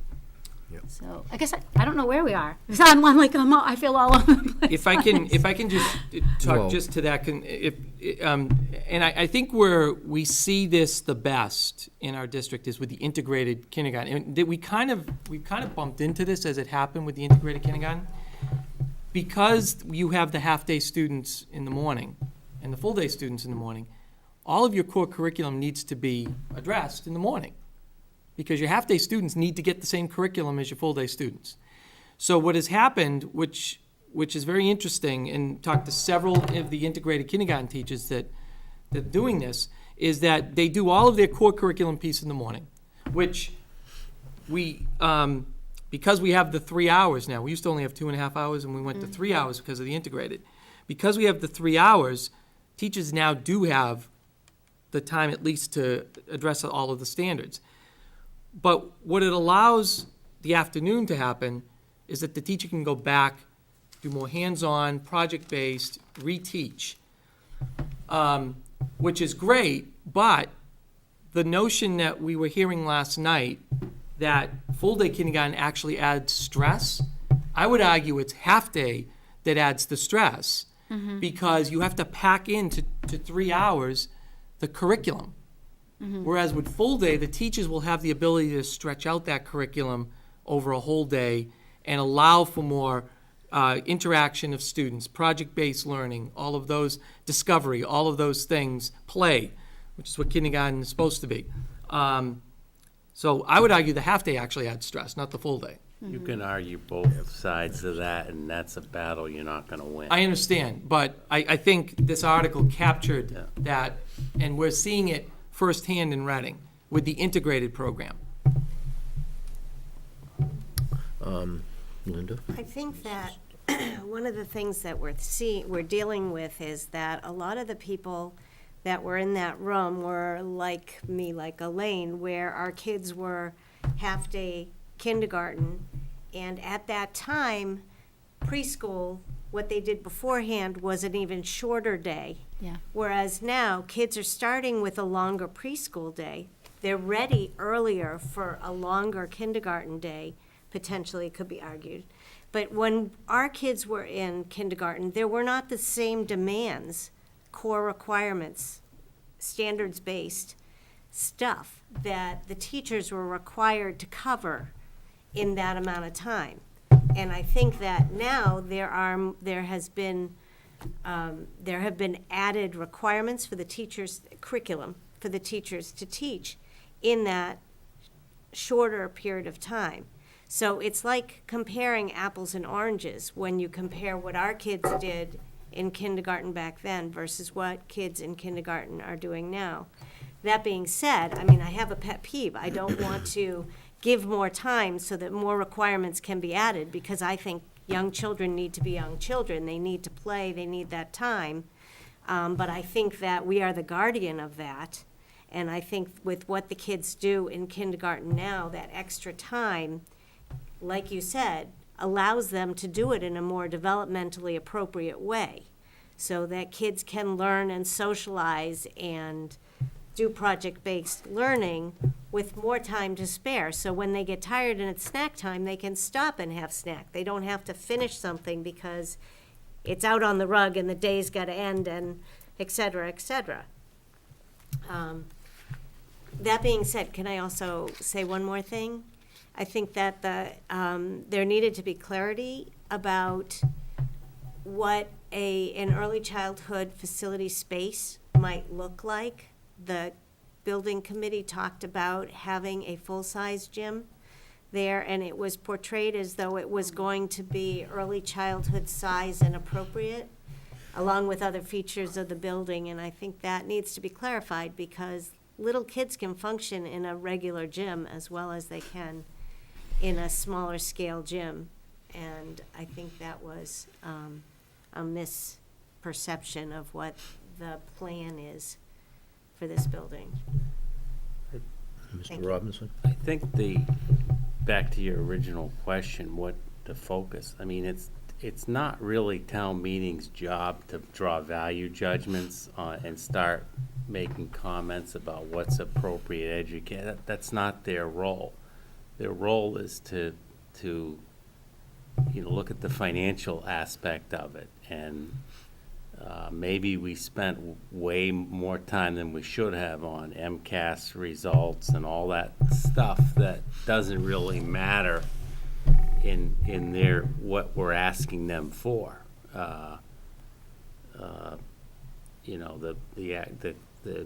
The financial piece of it, because that's what they're voting on, and it wasn't appropriate for people to start talking about napping and stuff. That's not what town meeting's supposed to be doing, drawing value judgments on our decisions. It's financial. So I don't know whether we focus more on that, or maybe we're never going to win that battle either. They're going to want to talk about the value judgments anyway. Well, I'd like to, first of all, say I know that we are the choir, and last night I felt that, well, as Mr. Robinson just said, we got short shrifted as a unit, and I felt that the belittling of our efforts over as far back as 2012 and perhaps even 2010, as was mentioned tonight, and the misunderstanding was palpable in the room. I sincerely feel that we should demonstrate an edge, an educational edge, assonance if you prefer, that we educate with a large E, i.e. relate this to the national trends and articles that we have and information that we have, and show how this is pertinent to what's going on in the nation, and with a smaller E, the local edge that we must have. Demographics have changed. People have come to this town. I know this specifically, are coming to this town for the schools, and will be deeply disappointed if we do not have an early childhood center to offer them as a service. It's our mandate to continue on, and not necessarily, we don't want to call it fighting, we want to call it positive collaboration, but we have to change the tone of town meeting, and I don't think we got close the other night. I don't know that we tried particularly hard, but we have to show that we have an edge in this issue, and that it is our job to push on and continue to educate to the best of our ability.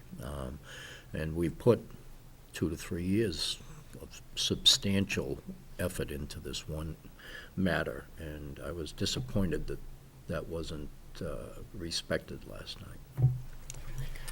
Linda, Mrs. Dodson. Thank you. I think there was another misperception about this.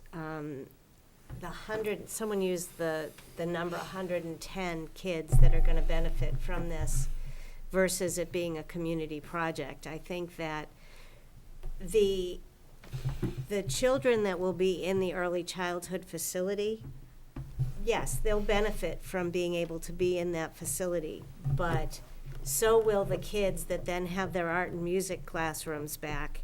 And when we're back in compliance for the special education classrooms, all of those people, I think that the families, the community impact of taking away something that's been offered in the past and having those that win the lottery and those that don't win the lottery living next to each other and coming to grips with their older kid having been able to have full-day kindergarten and their younger kid not being able to have full kindergarten, or their next-door neighbor being able to have full-day kindergarten and them not being able to have full-day kindergarten, or starting in a school that's not a neighborhood school and then having to continue in that when their four neighbors are all in a different school that are closer. I think those all have a huge community impact. And so that smaller group that was misperceived as the beneficiaries of this early childhood facility is really the community are the beneficiaries of this. And we need to get back to the music and the art. We saw that at Arts Festival. It's so important, both academically and cognitively and community-wise. And it's disingenuous that we're not there, because that we promised art and music when we built Wood End. Mrs. Borowski? Thank you, Mr. Chair. I share the frustration that has been articulated here tonight very deeply. I am feeling like we need to figure out what to do going forward.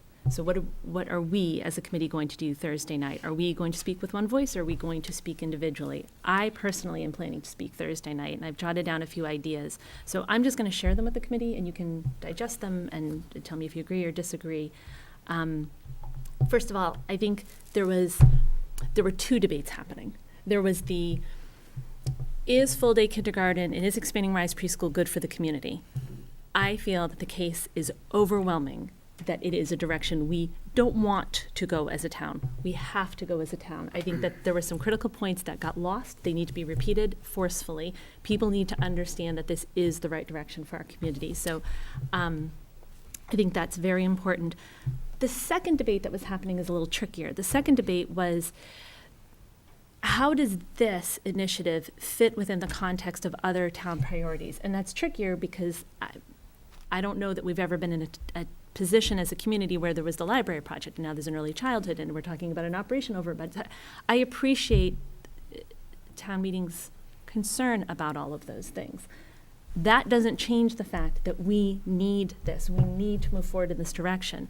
So I think my instinct right now, and it is only my instinct, it's been less than 24 hours, so I'm still digesting what happened last evening. My instinct is to firmly reiterate support for full-day kindergarten for every child in our district, to firmly articulate the need for Rise Preschool to have enough space to do its job, not to the bare minimum, which is what we're doing now. We're doing the bare minimum.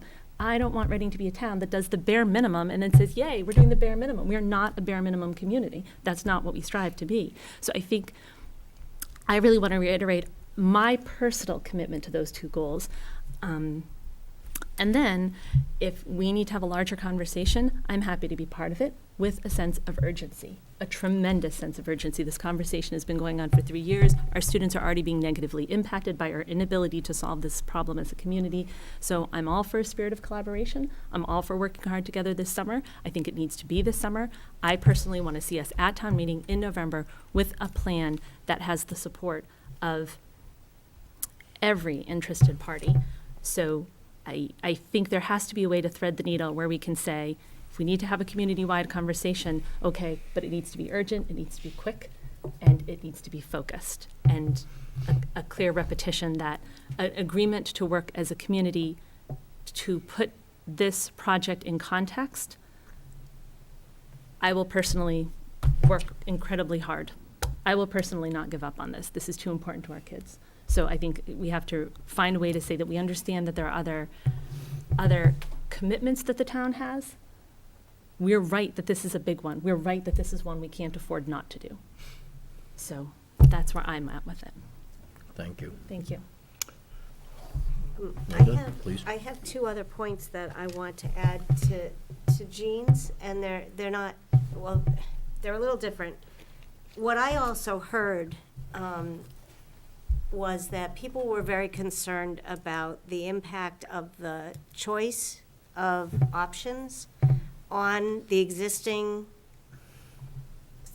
buildings that we have. So putting the building in the parking lot of the high school, I think that even for people that might support the early childhood facility was getting in the way, and that I think, and we had a discussion today about potentially doing part of this study so that we can look at Oakland Road, the other side of the street, and see whether that could potentially be a site for the early childhood facility. which might take that source of contention out of the debate, which would bring a lot of people, I think, that might otherwise support the early childhood facility. It might take that obstacle out of their way. And the other piece is for the abutters. I'll back up a little bit, and I know that Jean also witnessed this firsthand when I was campaigning, when we were campaigning and holding signs. We were witness to the traffic chaos and danger of the school area during drop-off and pickup. And it is harrowing at times to watch, let alone to be driving in it. And so the traffic study that the abutters are asking for, I think, is very reasonable. And I think because it would be a part of this project anyways, the design project, I'm wondering whether we might be able to do that ahead of time. So if we were to be able to research the Oakland Road side, do the, I can't remember what it's called, the Geotech. geotech Study, yep. study, and the parking study, which is a smaller dollar value than the whole study, I'm wondering, 45,000 to do those two. and is it more to do them separately, or is it just a fraction of the same price that we would have been The geotech paying? was 30,000 and the traffic study is 15,000. Yeah, but you gotta clarify that that's, I mean, that part of that geotech price was also for the parking down by the field house, or the stadium, that area, right? Yeah, I did actually call. I don't know that 30,000 is enough money to do a geotech study to put a building on Oakland Road. I thought it was about. I did call Scott today, Yeah. and Scott Dunlap, and I did get some clarification. He did say that the 45,000 would be enough to do the two things that we were talking about.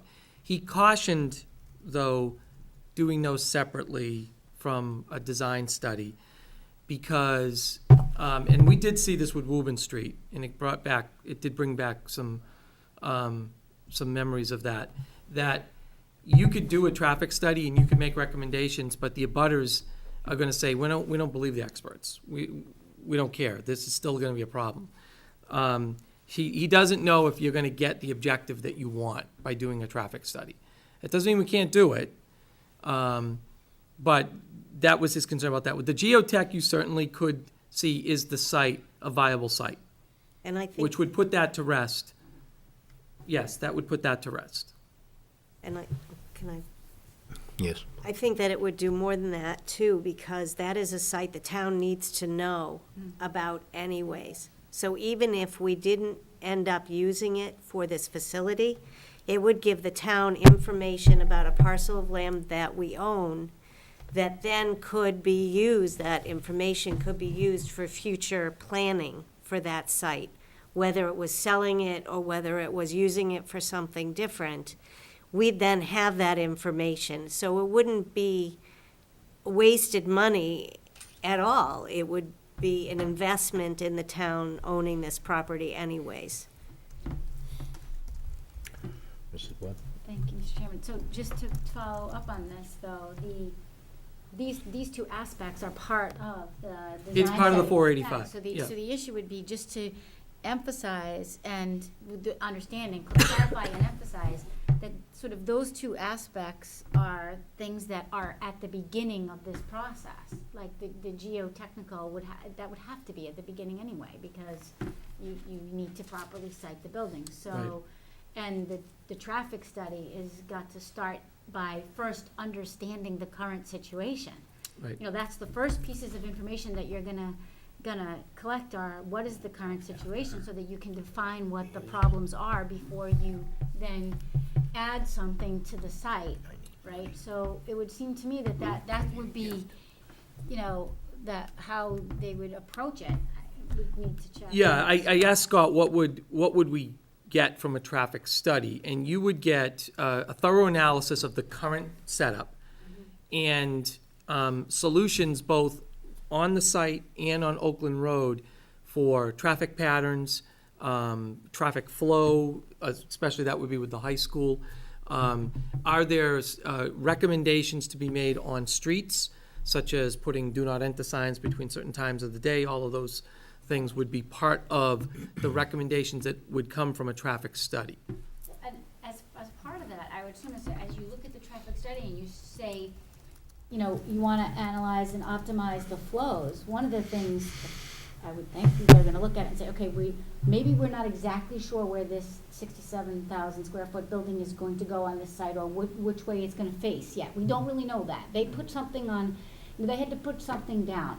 So they put down what they put down, which, you know, has the entryway facing the Performing Arts Center in the parking lot. But, you know, they may do a traffic study that says, you know what, we can get a much better flow if we turn the building 180 degrees, or we elevate the building to allow for, you know, grade level access off of it. Whatever it is, we don't know those answers. And I think, you know, to the point about, you know, what Gina's saying in terms of, you know, her desire to kind of try to re-communicate to town meeting what this is really about. I think, you know, maybe emphasizing, you know, some of these aspects that, you know, this is, as part of this study, this would happen, and it would happen very early on in this study. It has to, because that's how, you know, you would need to proceed. And so, you know, maybe, because maybe what we do is we should make an attempt to convey to town meeting why this is a priority, what all the elements are, before we execute on other options of tabling it or saying we're going to go to the voters, you know, whatever our other options, we think the other options might be. But I guess if it goes to a vote, if it goes to a vote and it fails, then that's a message that town meeting is sending us. But is our option to then immediately say to the selectmen, to the FinCom, you know, to the community, we still feel this is really important. We're going to need to work with in the broader context of the other projects and sort of the operational override aspect that's looming, and still target, you know, the November town meeting to be presenting this again. I mean, is that? Okay. I guess I've just got to vent for a second. I think we've met the enemy and it's among us. I mean, the thing that's really annoying, I'm just fuming over, I've been stewing it over for a few days now, is, you know, we got into this working group discussion and they're all telling us Oakland Road's no good. So I sold myself on the parking lot site, which has been a DOA since it came out. No one likes the location. Let's face it, that's what everyone, and Linda said it. I mean, that's the distraction. Right. And now we're trying to retrench to go back. We caused this problem for ourselves. We should have just, I mean, I'm rambling here, but I mean, where's Scott Dunlap's now telling us he can look at that site, and he came in here to the working group and said, oh no, that site's no good, we gotta move on. And Well, no, he would look at that site if there's $30,000 to do the geotech. That was the thing, we did not have the funding to do a geotech. No, So that we- site was, you know, we drew a line through that about putting a building there based on their walkthrough or whatever they did, which was you know, and you can, am I off base here? I mean, didn't we say that site probably was no good, and now we're going back to that? We've caused all this trouble, which a lot of it had to do with the site. If we had just maybe Yeah. spent the extra or. No, I think there was a couple of issues. One was the fact we didn't have funding to do a geotech. We didn't have $30,000 to do geotech work. They did a walkthrough of the site. They saw the ledge, and they said, we don't know if this is a buildable site. The other piece was the footprint of the building. And the concern that was brought up at the working group, again, I'm doing this from memory, was putting the footprint and having adequate parking on the 4-acre site with the ledge that was present. Geotech work would give us better answers, but they were saying, they were speculating based on that it probably would not be a viable site. And I think that's why we. And we ran with that. Right, we ran with that, absolutely. Now we're finding out that, you know, the location we're running with isn't gonna fly. I mean, I don't think people are gonna accept that building on the parking lot.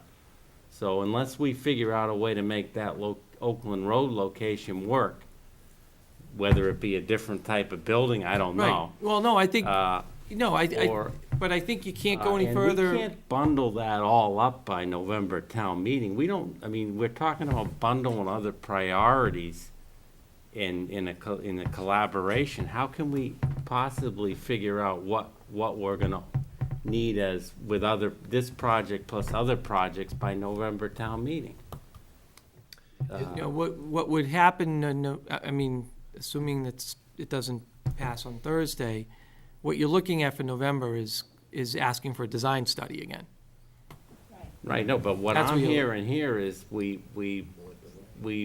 roll in other projects. I don't see that happening. Oh, you're talking about the town, The town, I mean, That certainly, wasn't that the sense that you got from? Bob Okay. said I think he used the number 6 million. million. He was just, I mean, he was saying that if he 10%. had his druthers, 10%. he would Right. say 10% and then roll everything in, right? I think that's what. What was the other would it- project, the water project? And the That's the what I don't DPW know. grant. Everyone Oh. keeps talking about other projects. They're throwing Killam in there. We haven't talked about Killam and I'm not ready to start talking about Killam right now. I mean, it's not a secondary. problem for us right now. Is it possible that we can find a way or finance the core samples that are? You mean the that would 30,000? Answer this question about Um, Oakland, the Oakland Road facility. I can ask Mary when she comes back if Yeah, that's something. all right. Because that seems to be, you know, the sticking point, as we say. And if we're stuck on that, we have to, you know, remove ourselves and move on from there. We do have to find out what's there, or perhaps move further down towards, I would say it's the northern direction as we go down that hill. In a way, it's northeast. If we move down into that lot a little further, maybe we could work it out in, you know, excavation or blasting, but those are the things that we'd have to look at, Mrs. Thompson. I'm wondering two things. One is when you talked to the architect, Scott Dunlap. thank you, Scott Dunlap, did he say the timing that it would take to do that study? My Which thinking one, the is the geotech or geotech. The geotech. I'm wondering if that could be, if we could, this is a second thing, if we could do an amendment to our request for the 485 for the design study and make that instead the 45 to get those pieces of information that will be vital to the conversation this summer with the FinCom and the selectmen. So that if we had that information, taking a couple of the concerns off the table, then would we be able to then make a better case to build this early childhood facility, potentially even do a special town meeting to get the vote back on track in terms of timing? But this is my question about, did Mr. Dunlap say how long it would take them to do that study? I didn't ask. I can certainly, it sounds like I'm gonna need to call him again tomorrow, so I can certainly ask those Doesn't questions. it seem to make sense that, well, we're talking about the two facilities, one on either side of the road, that the traffic flow is gonna change once we decide what we're going to do with Oakland Road. Yeah, you've got a Different current start. traffic issue Right. is what we're hearing. Right. Not according to the chief of police. Yeah, He said that's the best site we've got. don't have a problem, don't break it. Right. So you have a current traffic issue, and then you will have a future traffic issue if there is a building placed somewhere on Oakland Road. Right. Mrs. Webb? Well, I understand why we're talking about trying to get the geotechnical information, but it seems to me what we're talking about here in this whole schematic, the 485,000 with all of these elements in it, is to look at this site and citing this 67,000 square foot facility with X number of classrooms on this site. Now, he's shown it, Scott has shown it with it in the parking lot, which is perhaps a disservice if what the real focus of that 485,000 is to look at the site, which includes the geotech Right. on Oakland Road, right? And so I think that, what might have been better is to, instead of show just one location of the building, would have been to show, that this could be another option. We don't know it yet until we do the study. We actually have a conceptual, that was one of the options that the working group looked at, was Oakland Road. And we have conceptual drawings of what the footprint looks like on that site.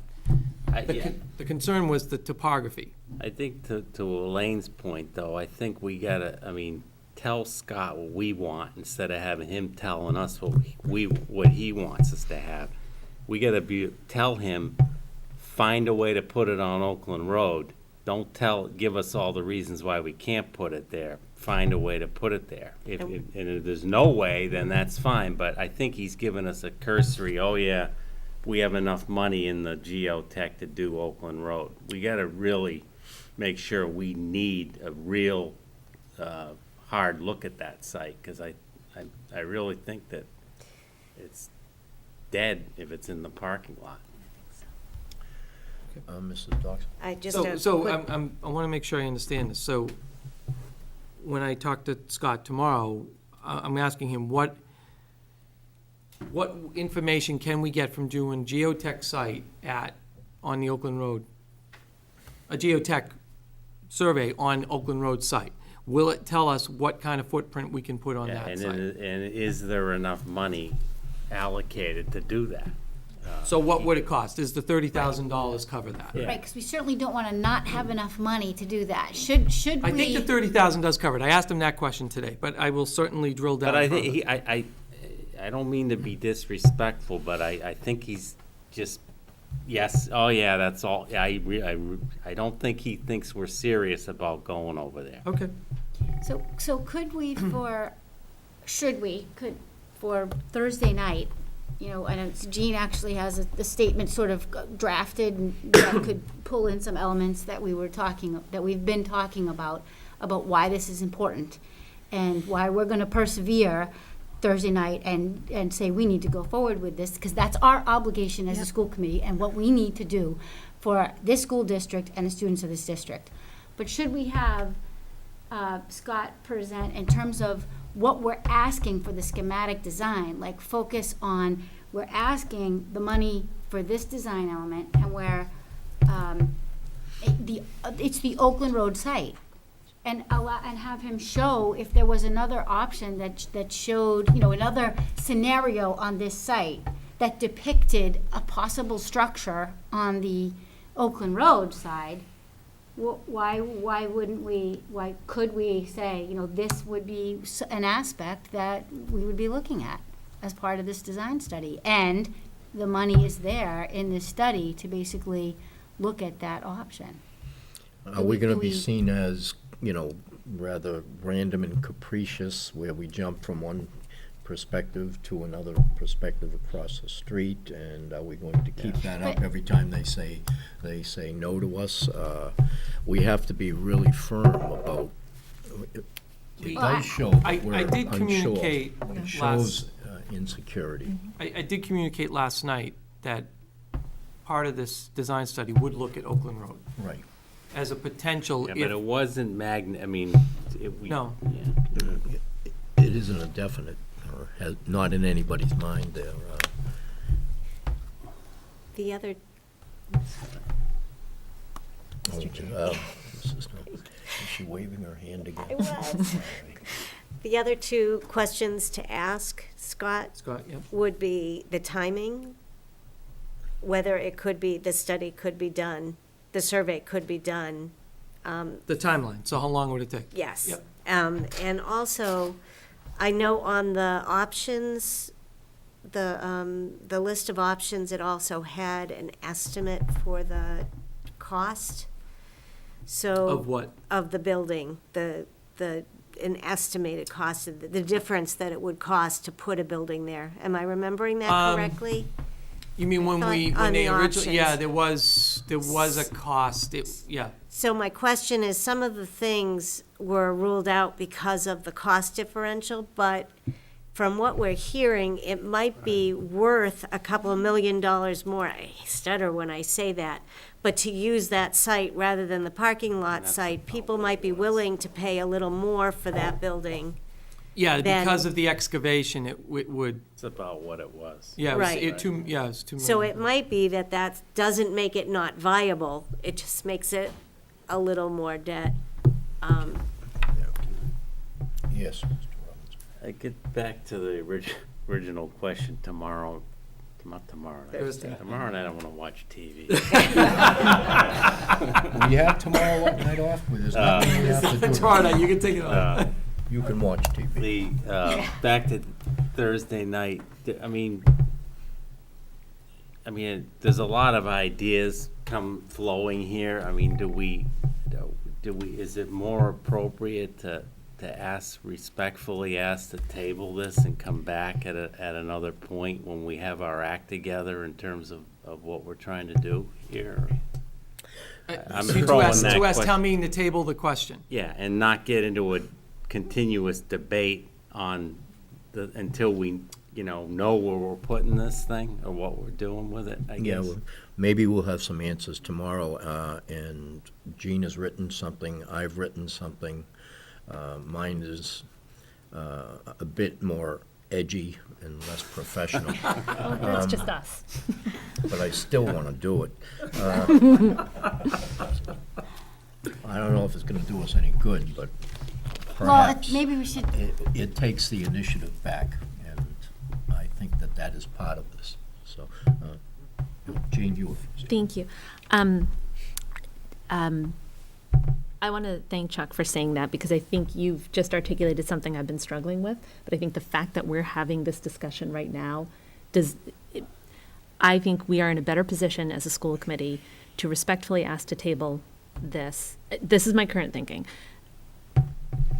But, and I think we need to garner some additional ownership of the importance of this from some members of town meeting.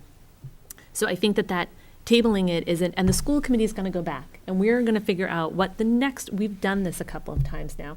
I think we need to find a way, and I don't know if it's an instructional motion or some other mechanism, but I think we need to find a way to say that we propose tabling, if we go down the road of tabling, or asking for tabling this on Thursday night, we need to clearly articulate, and here's what we propose we do over this summer, and here's the end result that we would like to see. I don't want it to be, we're going to table this, regroup, and come back to you. I think we need some additional ownership from some folks in town meeting, and some shared ownership, so that's where I'm at. But we get it, we don't want, I agree, but we don't want, a bunch of people telling us the merits of all-day K or the value. Yeah, that's a fair That's point. not, Can I say something about that Yes. just for a minute? Because in my hat as assistant superintendent for learning and teaching, we could talk a long time about the merits for kids. But I think also as a member of the community, as an educator in the community for almost 20 years, as an administrator, I think the reality, people could debate what is the best solution. But the thing that I do feel very sure about, that between now and the next year or two, people in this community will be demanding that we have a solution to this problem. That I don't think that the people in this community will have come to ready for the schools when most other communities in the state have this option. I don't think that they will settle for that. We've already talked about our space issues that we're having right now this year. The vast majority of people already do want their children in full-day kindergarten. And so I think to not have that first foundational step impacts our entire school system in a way that the residents of Reading will not want to happen. So I feel like that's just a very pragmatic side of it. It's nothing to do with the merits. It's just people of our community will absolutely demand this when the realization happens that we're one of the few communities who are not able to offer it. I think it kind of gets down to that at one point. You're Not to absolutely mention right. the state's, I mean, that's coming down the road, the state's gonna tell us we have to do it. Well, the space issue becomes more of a, you know, a tumor or cancer. It just spreads right up into, you know, the core of what we're trying to do in each of the schools. And, you know, it's not just going to be art and music, it's going to go beyond that as we squeeze for space. And that squeeze is gonna, the kids aren't the people who are leaving behind this year are probably going to be left behind for quite a while, and the same is true of the next year. If we, the longer we wait on this, not only is it going to cost us more per inflation, but it's going to cost us in human numbers, in children left behind. That Yeah. when the demand really gets pretty loud. Yeah, that's why we have to be assertive. Exactly. And we're gonna have to make really tough choices, and more people will be unhappy because their own children will be suffering. Yep. Yeah, this is what, Right, so every year, more kids are gonna get left right, behind. that's what. Actually, so that's, you know, That's I the question. agree with that. So, in terms of how we approach this, though, I think it's really important, you know, is there, maybe I'm completely naive in this, and is there an opportunity for us to to have Jean speak on behalf of, you know, the committee and the dialogue, why this is important? And at least put that out there and get a read to say, which direction is this going? Or do we think, you know, I feel very, you know, defeated going into Thursday night, and that not, you know, sticking with the priority that we said we would represent the community. You know, do we go and make that statement and see, you know, what the response is to that statement? People also in town meeting will have had time to think this over also, maybe not as hard as us, over the last 2 days, but, you know, is there an opportunity for us to just see what that read is? And then, if it's, you know, if it still feels to us it's not gonna go in the direction, well, then we get up and table it. I also don't think you can, like, make a statement, right? Can't you just, you have to either make a statement or table it? You can't do both? What was it that happened last night? That's remember? to Oh, that was to adjourn. adjourn. To adjourn. You can only make that Adjourn. motion and not make a statement. Yeah. Oh, right, so maybe you can make, maybe you could, you know, we could say, if that's what we decide, that we are gonna table this, but we really wanna make this point. Part of my feeling is, why will town meeting members, will they listen? This is really important. The points that we need to continue to make, because we've, you know, failed in some manner. We failed to make our point and to be successful on Monday night. And now we're in a position of trying to say, how can we be successful? So, Yeah, that's to the grit Yeah, conversation. the grid Yeah. kind I of. mean, seriously though, I mean, we, you know, we didn't, I mean, we have to step back. We heard some things that, and we gotta respect that, but we, you know, we lost that battle, but, you know, we can still fight the war and win. We just gotta do it the right way. And I don't know whether that means keep pushing this on Thursday night or not, or whether we bow out immediately and say we got more work to do. well, and say that we're gonna table it, but we need to really make sure that people understand what the priorities are for And us. while That we- we're tabling, if we table this, we're tabling it with a very, very heavy heart, knowing that that means, that could mean, because of the timing, that we are gonna be in a lottery in some number of years between now and the time we get the space that we need to satisfy this demand. And at 72%, it's likely to be next year. Right. And we can't consider a lottery. It's, you know, it's just not an option we could live with, because then more and more kids get left behind. we So will- this but is we- something we have to hold on to, and, you know, it's the mandate of a school committee is to hold, you know, is to But I don't think we have a speak for choice. the children that are left behind, and we can't leave them behind. We have to make that clear to the town I agree meeting. with that, Yeah. but we have been very creative. We just heard John be incredibly creative on the operating budget, and really, you know, Pat and John, it's like the magic freaking hat that happens. And this is, no good deed goes unpunished. I almost feel like the better you do at the magic hat game, the more people say, well, this district is excellent and we're not spending that much money to do it. But this is a physical, we are up against this space issue, right? And so I believe me, I stood at the lotteries at Killam. School committee members presided over the lotteries because, there were multiple people there from the administration and presided over the lottery, and literally, the principal pulled the names out of the hat and the parents sat there hoping that their name would be called.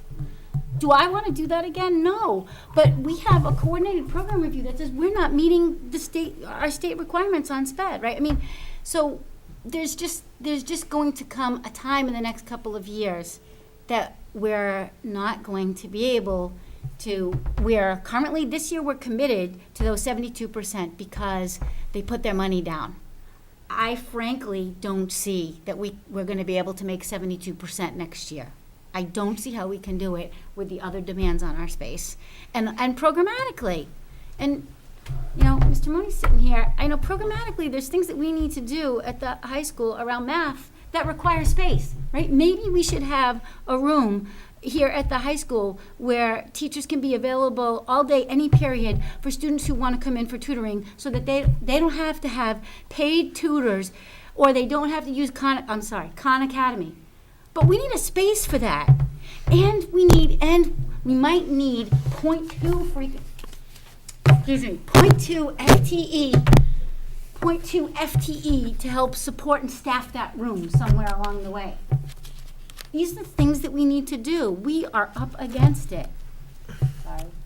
Okay. I'm still reeling here. Mrs. Dodson, So next.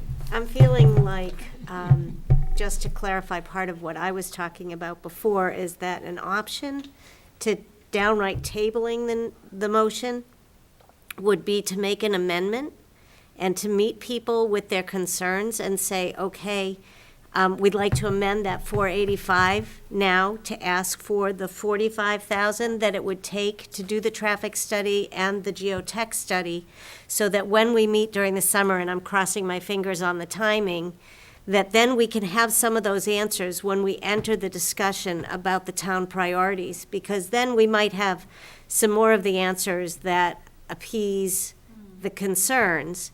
And with that spent, we're not adding that on again. That 45 could be, and I'm stepping outside of my realm of expertise, but that could be folded into the debt as well. So it's not something that's going to punch anyone in the stomach right now. And when we go for the debt exclusion later on, that will be folded in with the rest of the design study that then people who have said to me they want to be a part of this discussion. There are people on the selectmen board, there are people on FinCom, there are people across the town that now, from town meeting, will know, you've been talking about this, it's time to get involved in this discussion. Have it be open. I understand that our building committee would be, by rule, open anyways, and that was something that wasn't necessarily known. But if we have these discussions this summer, then we will have those two answers. We will also have more representation from the different boards who will have the chance to feel the investment and the need in our early childhood facilities, to feel the investment and the need for our community not to have the divisiveness that's going to be coming. Yes? So, No, it's the Candace for him. Go ahead. Just 2 points that I want to caution you on. To you, the traffic study piece, the timeline may take longer because one of the things you need it in absolutely need to session. have is what does traffic look like at peak time? okay. And your peak time is ending very shortly, because if we've only got 16 days left for seniors, That's the card. you're gonna lose that peak time. So it may be September before we see that. I mean, that's just one caution, and I may be wrong in that, but I know that's gonna be a concern. The second piece, we wanna make sure that whatever collaboration we are doing includes the population that is absent at town meeting right now. Because what you are hearing, I think there's only 1 or 2 town meeting members that right now have preschool and kindergarten children, and you're not hearing their voice. So you're only hearing one perspective, and I think it's going to be very important to include that voice. I agree with that, but I think that it's going to be easier to get that voice to a meeting during the summer than it is to town meeting, because when I had a baby, I wasn't running for election on town meeting. I was home with the baby. So those new parents aren't necessarily in a position to be part of town meeting, but they might be able to go to the meetings during the summer. Mr. Mooney would like to be recognized. If you don't mind. Well, I commend you all for last night. I was in the back watching it all. It's quite a show. I, as John will tell you, am always one for a good fight. And, you know, if you want to go forward, I commend it. I think the idea of tabling, it's a good idea. I think, as John and Mrs. Stocks have been saying, you got to get out, get those young parents, get those elementary school teachers, the 1st and 2nd grade population, get them calling their town meeting members. I mean, unless there are 300 town meeting members that didn't show up last night that I don't know about, then, you know, you got a lot of odds against you. You know, get these people calling these people and telling them how important it is. And, you know, we're the voters. And, you know, we need you to come through for us on this. And if you don't, you know, you're not representing us and our needs. And I felt bad for that one town meeting member who was expressing these interests, that she wanted it. And, you know, she was the lone wolf in the crowd there. And so, I mean, it's going to be a grassroots campaign. I mean, you know, 3 of you just went through very effective campaigning, and, you know, you got to do that. And I know there are tons of RTA members who will be more than happy to help in any way we can, so. But, and good job last night. I think with the, you know, back to the, you know, we have community meetings. I guess I'm concerned, and it's no disrespect to anybody, I don't want a finance committee member telling me whether we should have full day K or not. I mean, that's not their role. If we, you know, we don't want to make people think, I mean, because that could turn into a, you know, that could be a problem. So we want to, you know, take the lead on this and make sure that we're represented appropriately. Are there further comments? So if we were to follow on Linda's idea, if we were indeed to table it, but table it with an amendment to say what we're looking for is the money to do some aspects of this study that would allow us to understand exactly what the building site, the building location opportunities are on this site, right? Because maybe one opportunity was dismissed without information, or and because it was estimated to be cost prohibitive, but then it sounds like the timeline would be, you know, definitely, as you said, to do the traffic study would take us a little longer. During that time period, we would then be getting that information back from Scott Dunlap, and again, having, you know, community dialogue and inviting the other boards. But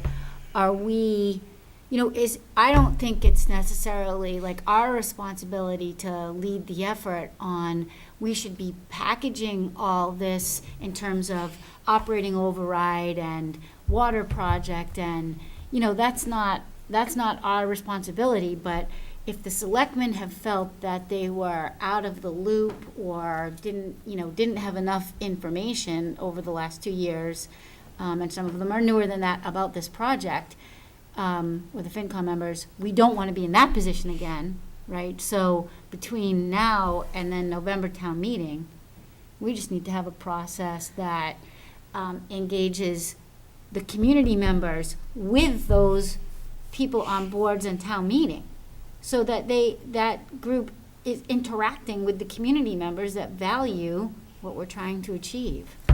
But I don't know, I'm just wondering about It's not our responsibility to package. No, we gotta stick to our own knitting, and that's full-day K facility, or a early childhood facility. Right. If someone else in the town wants to, or if the town manager or the board of selectmen wanna package something together, that's not our It business. sounds more of a financial forum type Yeah. discussion, Yeah. what you're talking about. Yeah. Right. Mrs. Borowski? And to that point, I agree with you completely. What I'm envisioning happening over the summer is an honest and frank discussion about what are all the projects that are on the table and what are their priorities. That's what I'm looking for over the summer. I want the commitment of interested parties on this project. I don't want the chance to advocate for it, because it's easy to say, well, we don't have the money for it. It's harder to say, I would like to know what's more important. Right, but I think the driver of that's what I was looking for, because I think we're trying to, be more proactive in that regard. The driver for that should be the FinCom, or like, Chuck said, the town manager or the selectmen. And our project and where we're going is an important piece of that dialogue, and we want to make sure that we're represented, that we are, getting anyone who wants the information and the voice that opportunity. Yep. But, our focus has to be around this project versus, saying that we're not the group that should pull all these pieces together. I'm just afraid that if we don't have that one other piece of information, or those two other pieces of information, and September is still in time for November. It's not Right, for the right, summer right. forum. Yep. But if we don't have that extra information about the other side of Oakland Road, we're not gonna be any better off I in the agree. discussions during the summer than we are now. Right. Definitely. Right. That's my concern, Right. and that we can promote the early childhood facilities, and we should. And I think that we will have a lot more supporters if we take that other concern out of the picture, if we empty our parking lot again. I just think that is not boding well for us, because there are people that believe in the early childhood facilities, but they don't believe where we're putting it. Even across the street? No, they would across the street, but not in the parking lot. I agree. I think that's dead on arrival. Um, Anything in Yeah. the parking I'm- lot. I've heard that loud and clear. I'm not an engineer, but I would think a geotech site work can be done quicker than the traffic study.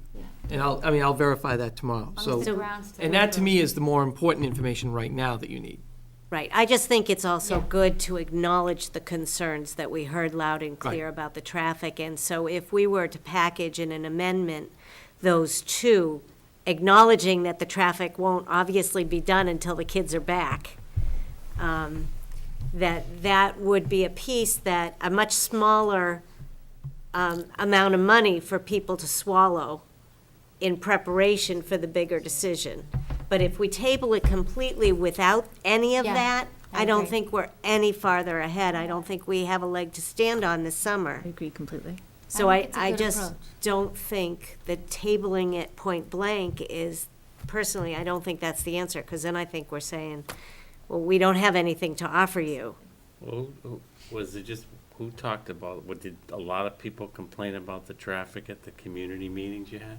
We had a couple of I only meetings heard where there was a one lot of person abutters there. tonight. The gentleman that was there last night was very vocal. And I was at the community meeting where that abutter was there, he spoke, and several other abutters talked about the traffic, but the large degree of the dialogue was about the current situation, which, I was, Well, that's because you won't open the gate.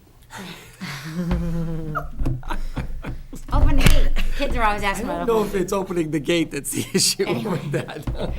But there I'm sure was, that little house would agree. there was a lot of information, though, even at that session, that John, about students getting hurt. And I'm not saying that it's not dangerous. Since my oldest got their driver's license, I do not drive, and occasionally my kids actually walked here.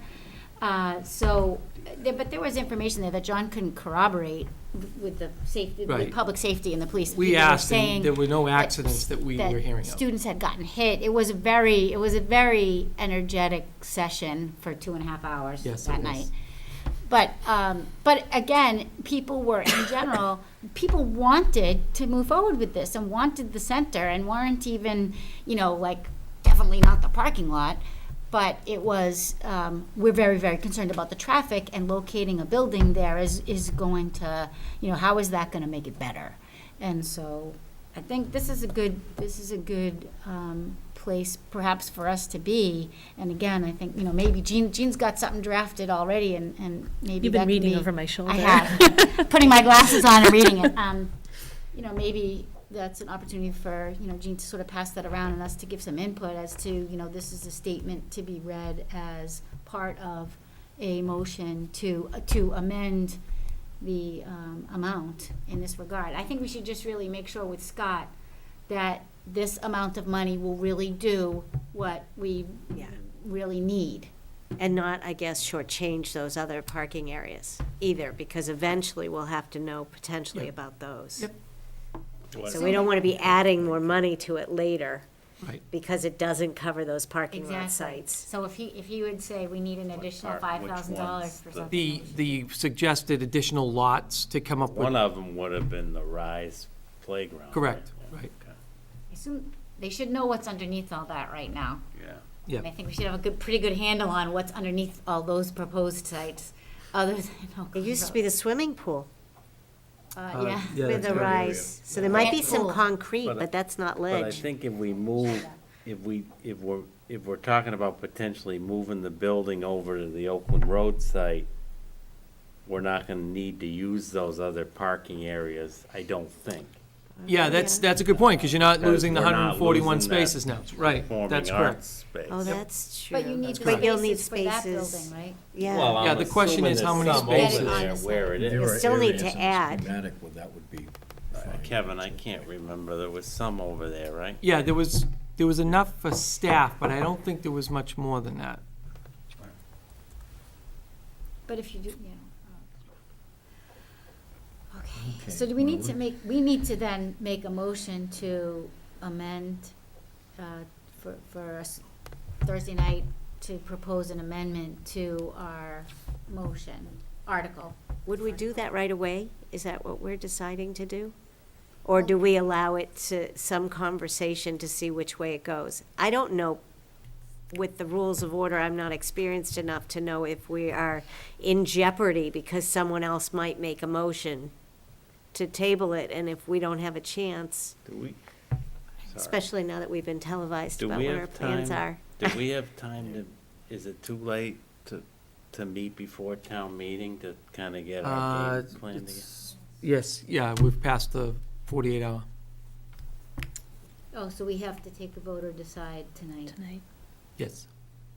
So I guess Take a vote on what? well, if we're going to, do we have to vote to amend No, the you motion? don't, We don't- you, you can, We as can a, you just can as a decide what we're citizen gonna- make I a, was Make thinking more of citizens- kind of letting I like to sleep on things Yeah. and then come back in a day or two later and, kind of nail down but I don't think we have that ability, right? but you, an individual citizen can make an amendment. Right, but to Linda's point about, somebody coming up, standing up, being acknowledged first at town meeting to table it, and it gets tabled before we get an opportunity to sort of make the essential element points we want, and then perhaps, make amendment. Wouldn't we need to let the moderator know yeah, that that's so our I- intention? We'll call the moderator tomorrow to ask him, Oh, what the if we, yeah, is there a procedure? Are we allowed to make some opening statements before this debate continues? And what's the process behind that? Okay. And it sounds like That's good, and then in the meantime, we'll get some information from Scott as to what the. Yep, and I'll call Scott tomorrow Says, too. yeah. Yep. Yeah, and I only want to speak, I'm happy to speak as a resident and a town meeting member, so if, I'm fine doing it that way, or speaking at the podium early on. I'll let that be up to the school committee's determination. Is there are we at any risk for sharing for Jean I was, sharing when the you said that, comments? I was thinking, I don't That's think you, why I don't think wanted you to can. meet again. I don't think you can. Yeah. Uh-oh, I didn't really have the right glasses on when I was, no. Well, in that case, I will speak as a citizen, because as I said, I'm saying this one way or the other, so. And is there any, can I? Yeah, Some of the other, I mean, maybe it's no one of any interest to anybody, but one of the things we talked about this morning as another idea would be to just do this straight as a debt exclusion or a capital exclusion, I'm not sure. For the, I guess you could call it either one. it'd be a 1 year A 1 year. debt exclusion, I think. And that would just, if I understand it, that would just require a vote of the Board of Selectmen to put on a ballot? The Board of Selectmen would have to put it on a ballot for an article. Now, when that would be, I think it has to be within 90 days of town meeting. So you have an election in September that will have a significant turnout because it's the primary for the Primary. governor. Okay. So that means you'd have to have it on the ballot. What did Bob say, like May or something, or? I think so. Well, the selectmen would have to take a vote Selectmen at May their 13th. first May meeting. May 13th or the 23rd. And I'm just throwing that up as another idea, that's all. Doesn't mean we have, that's just in the context of discussing the other thing we might. Okay, all right, thank you, folks, and we have somewhat of a plan for the next 2 days, and we'll stay tuned. and Just to check in. speak, there is an opportunity at next week's school committee meeting to have that discussion if you'd like. To have this discussion. So what Mr. Robinson just brought up. I mean, so that's something you could discuss. The reason why, I mean, as yeah. I mentioned to you, Elaine, is that's taking all of the financial risk off of the town. Because we're not, right now, the way the way it's structured is debt. So if it doesn't pass, then it has to be paid for out of free cash. The way I'm saying is that we put it on a ballot as a debt exclusion, and if it doesn't pass, it doesn't happen, and our only risk is the cost of the election. That, right? I mean, Which that's. is about $20,000, Yeah. yeah. But if we already You have an do election. eventually would have to go back to town meeting. Right, To for get the- their approval for this. So you'd have the Okay. townwide election, if it's passed at the townwide election, you'd have to go back to town meeting and get their approval. Really? Yeah. In that order? It wouldn't No, you be- can do either order, actually. Yeah. This is Because the you would debate wanna- we're having with the library. You could do it either way. You would want to do it the other way. I wouldn't want to go back to town meeting after. Right, but Yeah. you could do it either way, Yeah. but then you would want to do it Thursday night. But actually, we'd probably be better off if we had the election first before we went to town meeting, because otherwise they're claiming that Right. the concern is that constituents aren't supporting it. If the constituents vote for it, then they are supporting it, and that's the message to town meeting, to vote for it, right? I mean, that approach addresses a lot of the concern that I heard last night was people were concerned that we would be going back to free cash for this $485,000 if it didn't pass. If it didn't pass a debt. Right, right. But the, It would have to be within the 2.5 levy. Right, and I'm proposing that we pull it out of that and, Right. and take that financial risk away from the town to placate the people that were concerned that we were gonna be taking $1.7 million out of free cash, potentially to balance the budget, and then going back for another $485,000. By doing it that way, we won't be doing that Right. anymore. Right. So, anyway, sorry. Mrs. Borowski? Can I just ask a point of clarification on that plan? Could we roll that into the September election, or would it have to be a special election? Well, I think well, I you have could checked the put it in. timeline. I think you could do it Yeah, I in think you can September. do that. Because that's, I would September, wanna have it not at a earlier. high turnout Right. election. Yep. Not Me as earlier. well. Yeah. and then there's no cost for the election, the election's already happening. Right, that would, yeah. Yeah, and that just takes a vote of the Board of Selectmen? I think, that's what Okay. To Bob, put it as a ballot question, yes. Yeah. I just want to say that that really does answer a lot of the questions I know. that people are having, because it allows the community, the whole community, I know. to And it also to take, say what it they- also takes the risk of going to free cash if this thing doesn't fly, you know? So is that an alternative, as an alternative to amending the motion? You're saying?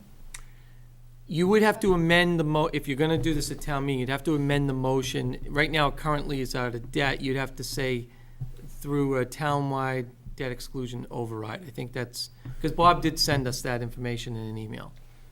So you would have to change, you'd have to amend the current motion. Oh, but I was saying, the amendment that we talked about in terms of amending the amount to focus on, say, the geotech and the traffic study. We would have to take Well, one or that- the other approach. Well, I mean, I don't think you'd want to do a debt exclusion for a $45,000 Right. item. So, So this would be an alternative to doing that other amendment. right. So what will, so if we can't meet again before town meeting, and let's just assume, so Jean and Hal or whomever gets to make their statements prior to anyone else tabling it, taking any other action on the motion, then we will, as we sit there as town meeting members, school committee members, we would have to be making a decision about, do we let it go to the next person the moderator calls on to see what, they're gonna call the vote and let it go to a vote? Or are we going to stand up and, take either of the two options that we've just been talking about? So, that would be, we need to be sitting together and sort of. Well, the other option that you can do is continue along any plan that you are thinking of, but you can also do the town meeting after a debt exclusion vote. Right. So if the debt exclusion happens in September, you could have a special town meeting after the debt exclusion vote. Yeah, we I could table this Thursday night. Yep. And then ask to call a financial forum to meet with the Board of Selectmen and the Finance Committee and explain our intentions. And have a discussion, then that could be, in the next couple of weeks. Yeah, you would need to do that in the next couple of weeks, I believe. I think, I'd have to check the timeline, but I think you need to do it in the next couple of weeks. And that would give us a chance to re-energize our perspective for the Oakland Road Yeah, I think we have to put that out there. facility. I That's, mean, we've got to get working on gotta that. focus on just Yeah. Oakland Road at this point. Yeah. I don't mean to. Yep. But that wouldn't give us any more information for Right. that discussion.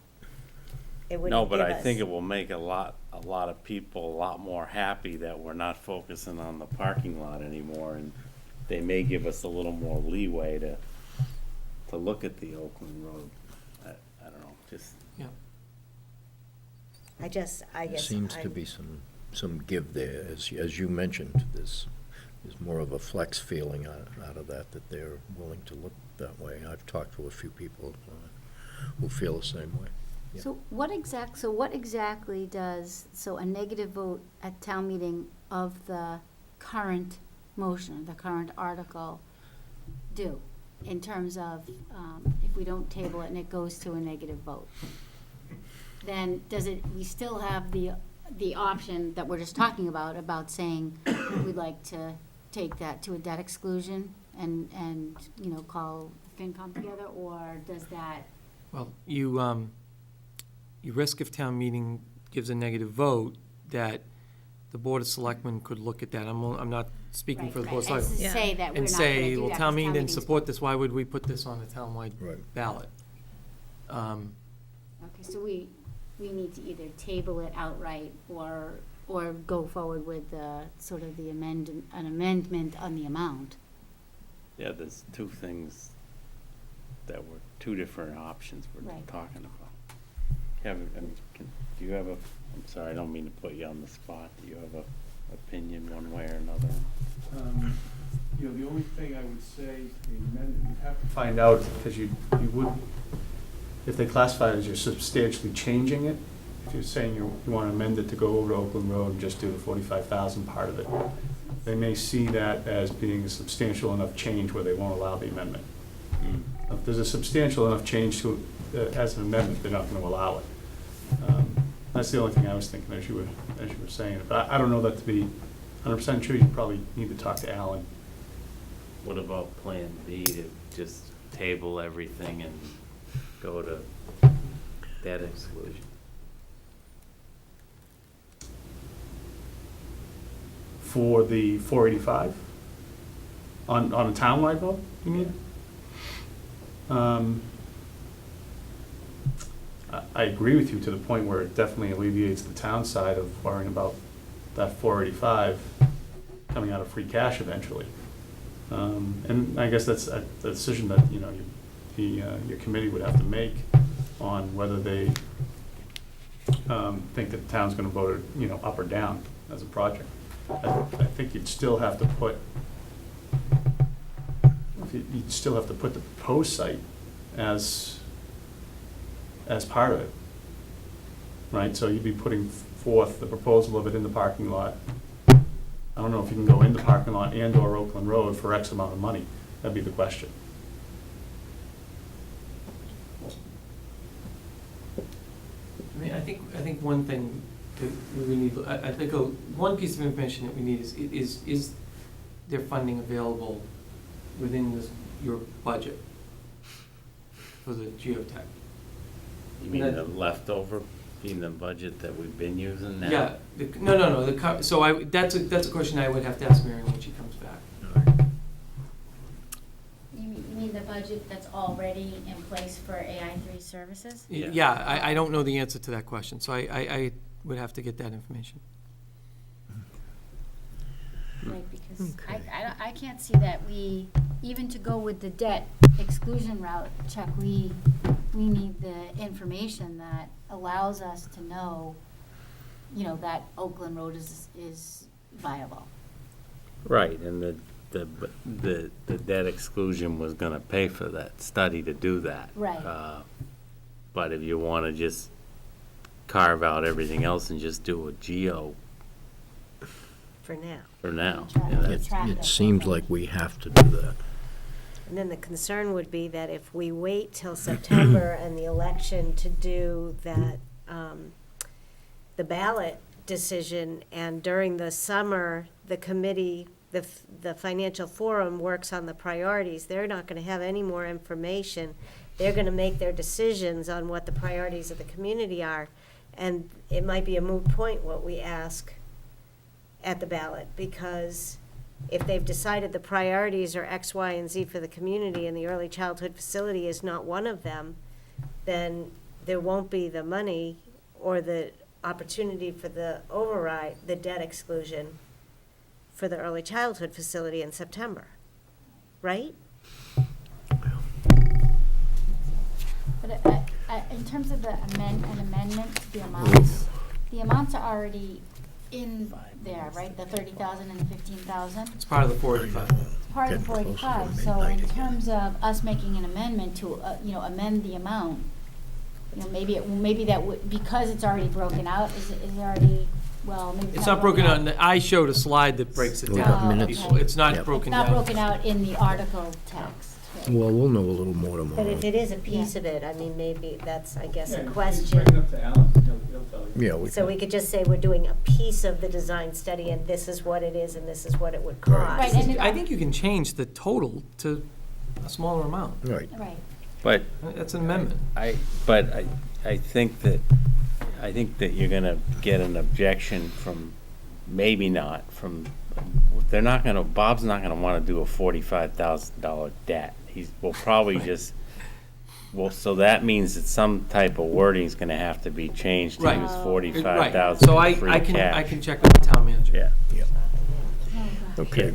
I think that you can, if you were interested in making your amendment now, you could just ask for an appropriation from transfer, free cash, whatever, and then determine that on, when you go to the floor. So that you wouldn't have to decide where the money was coming from at this minute if you wanted to make your amendment now. I hate to use the free cash word. Well, it's not much, I mean, it's Yeah. not a huge amount. I know. Or transfer from existing budget, or free cash, or, Mm-hmm.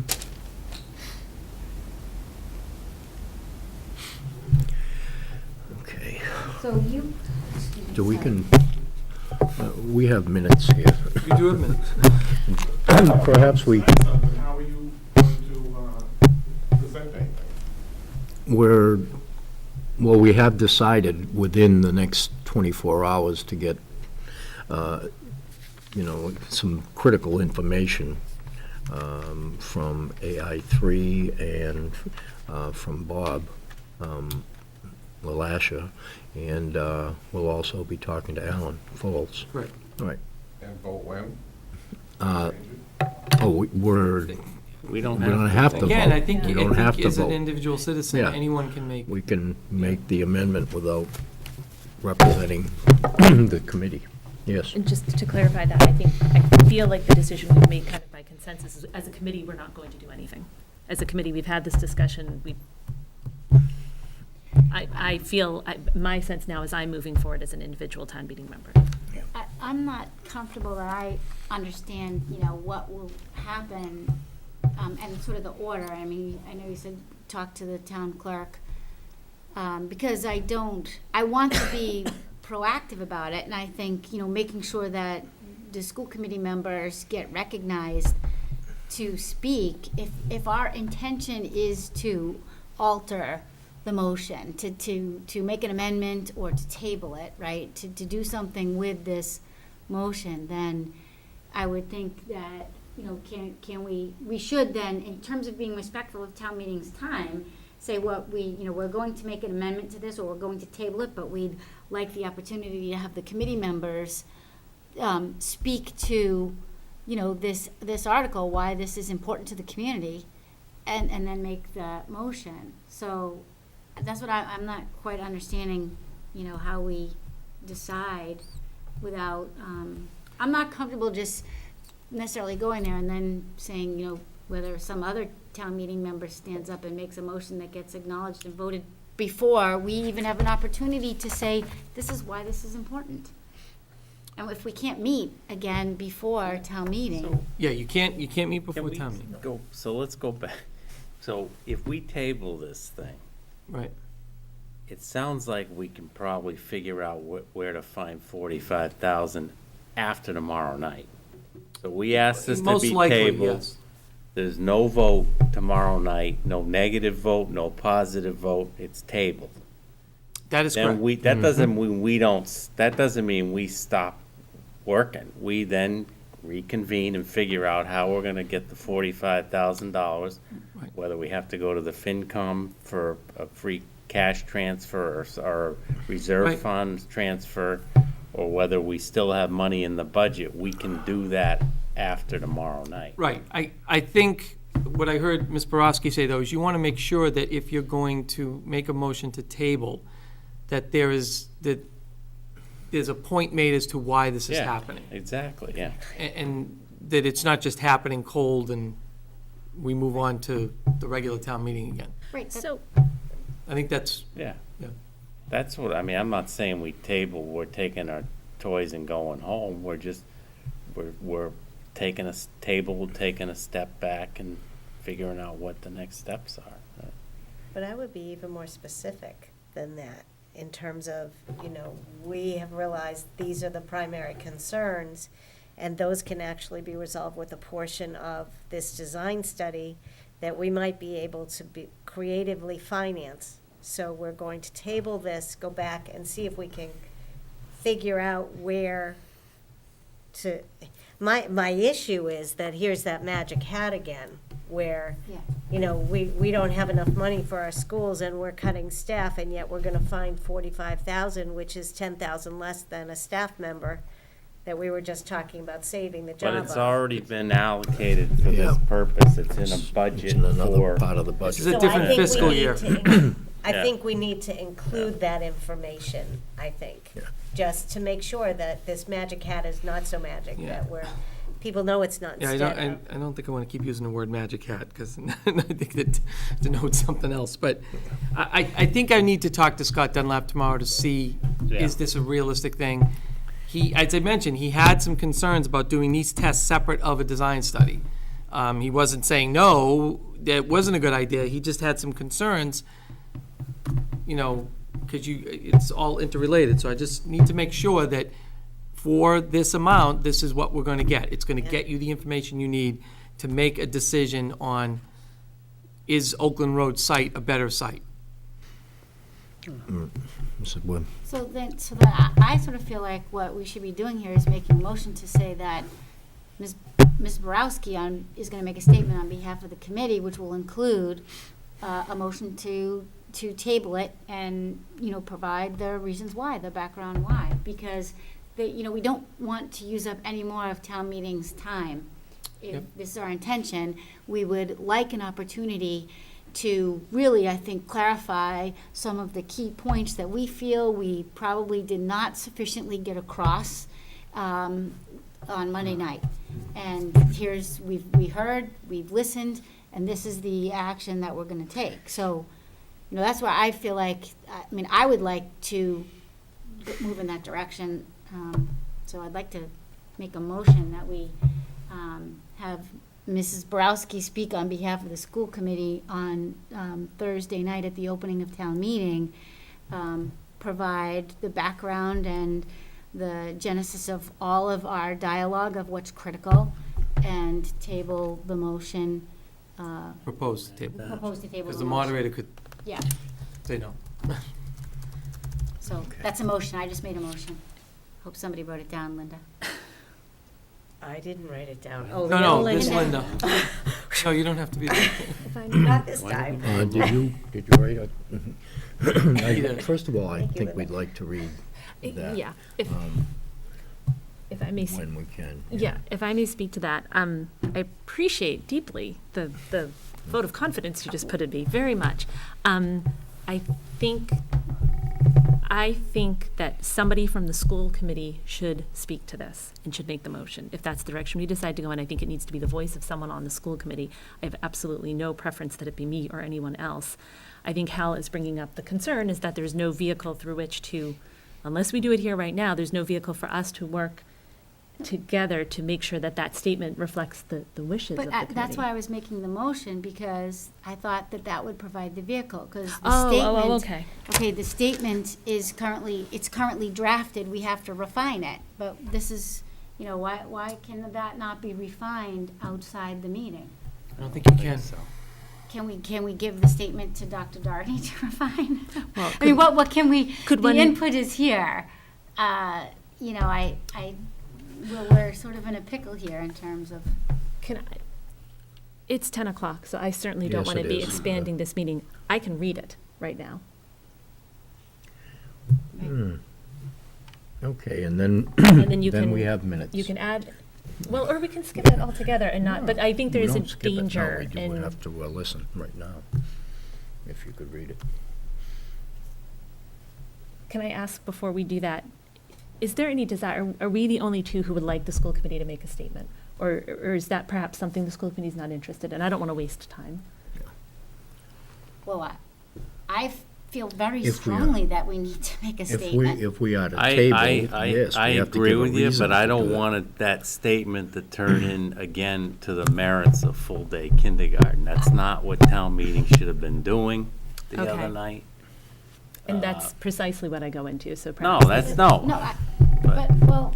But if it's a statement, because I think there's so much misunderstanding about what this was about now, that if we don't stand up and clarify that, again, as part of clarifying what we're doing with this design, you know, the design schematic and what our approach is gonna be and moving forward.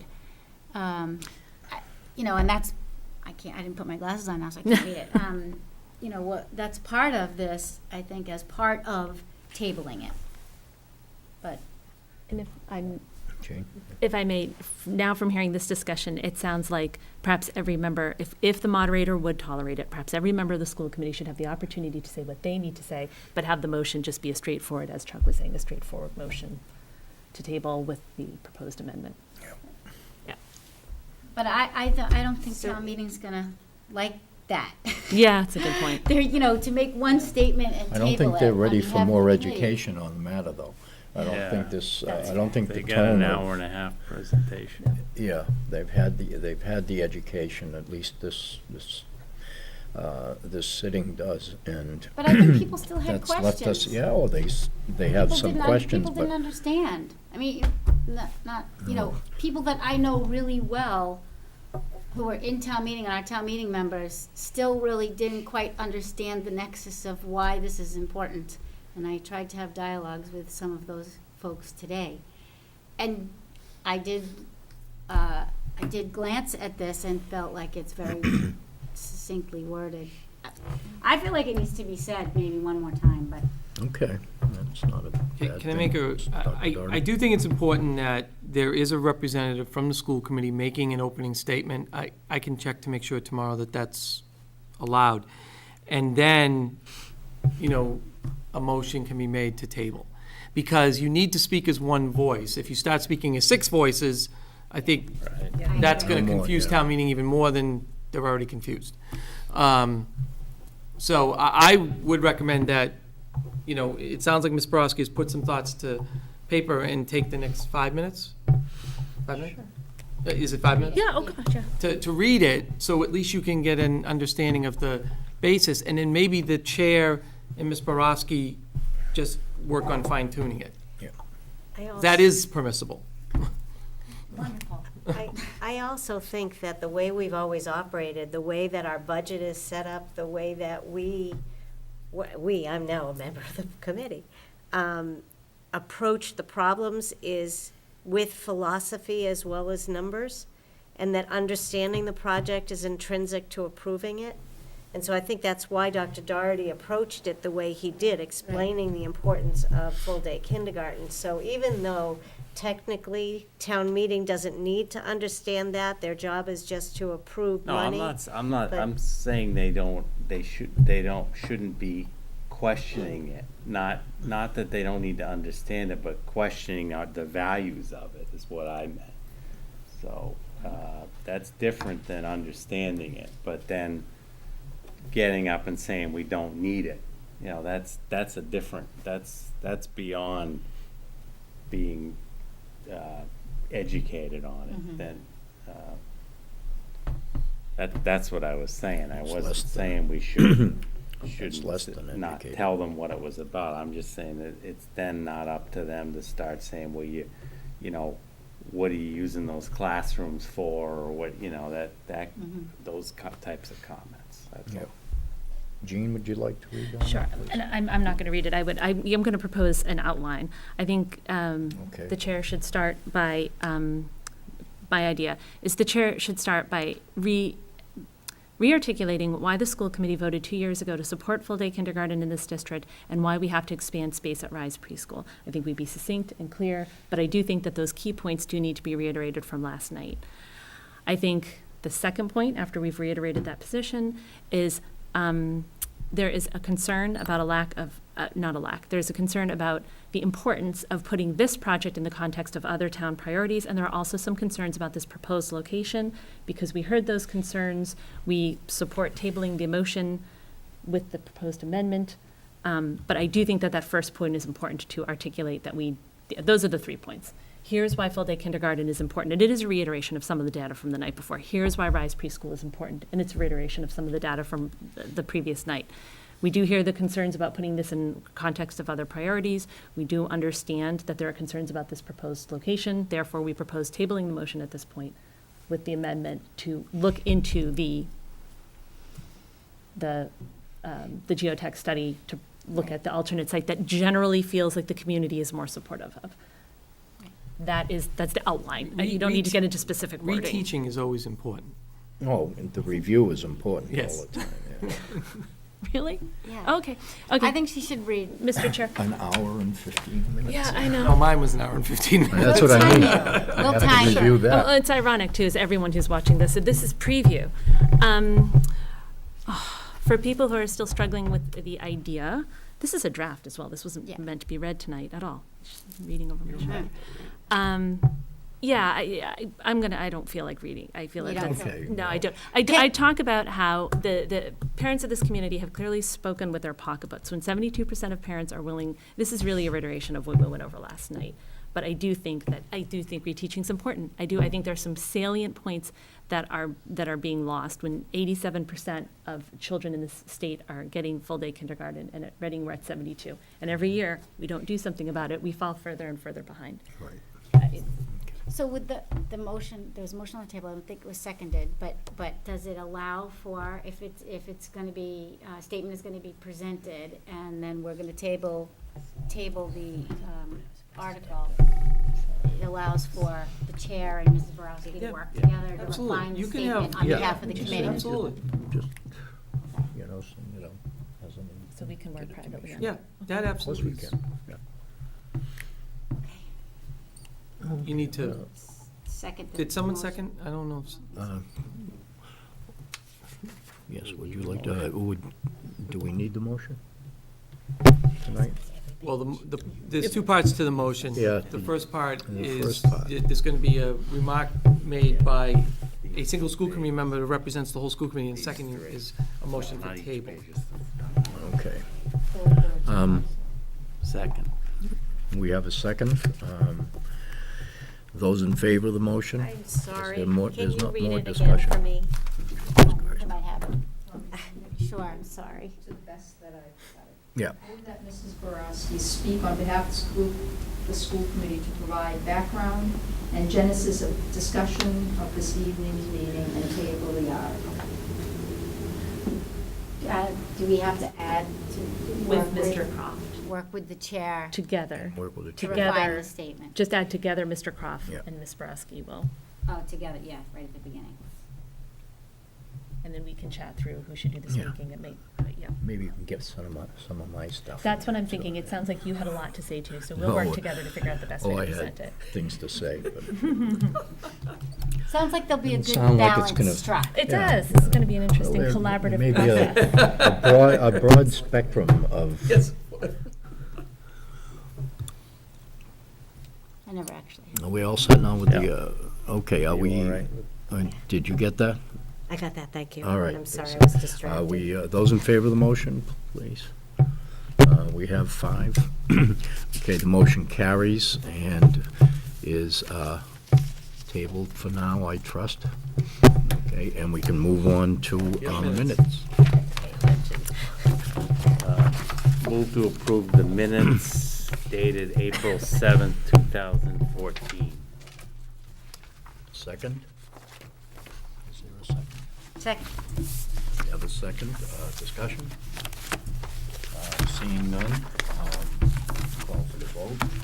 Those approve of the motion? Oops, sorry. Yeah, that's 5. Thank you.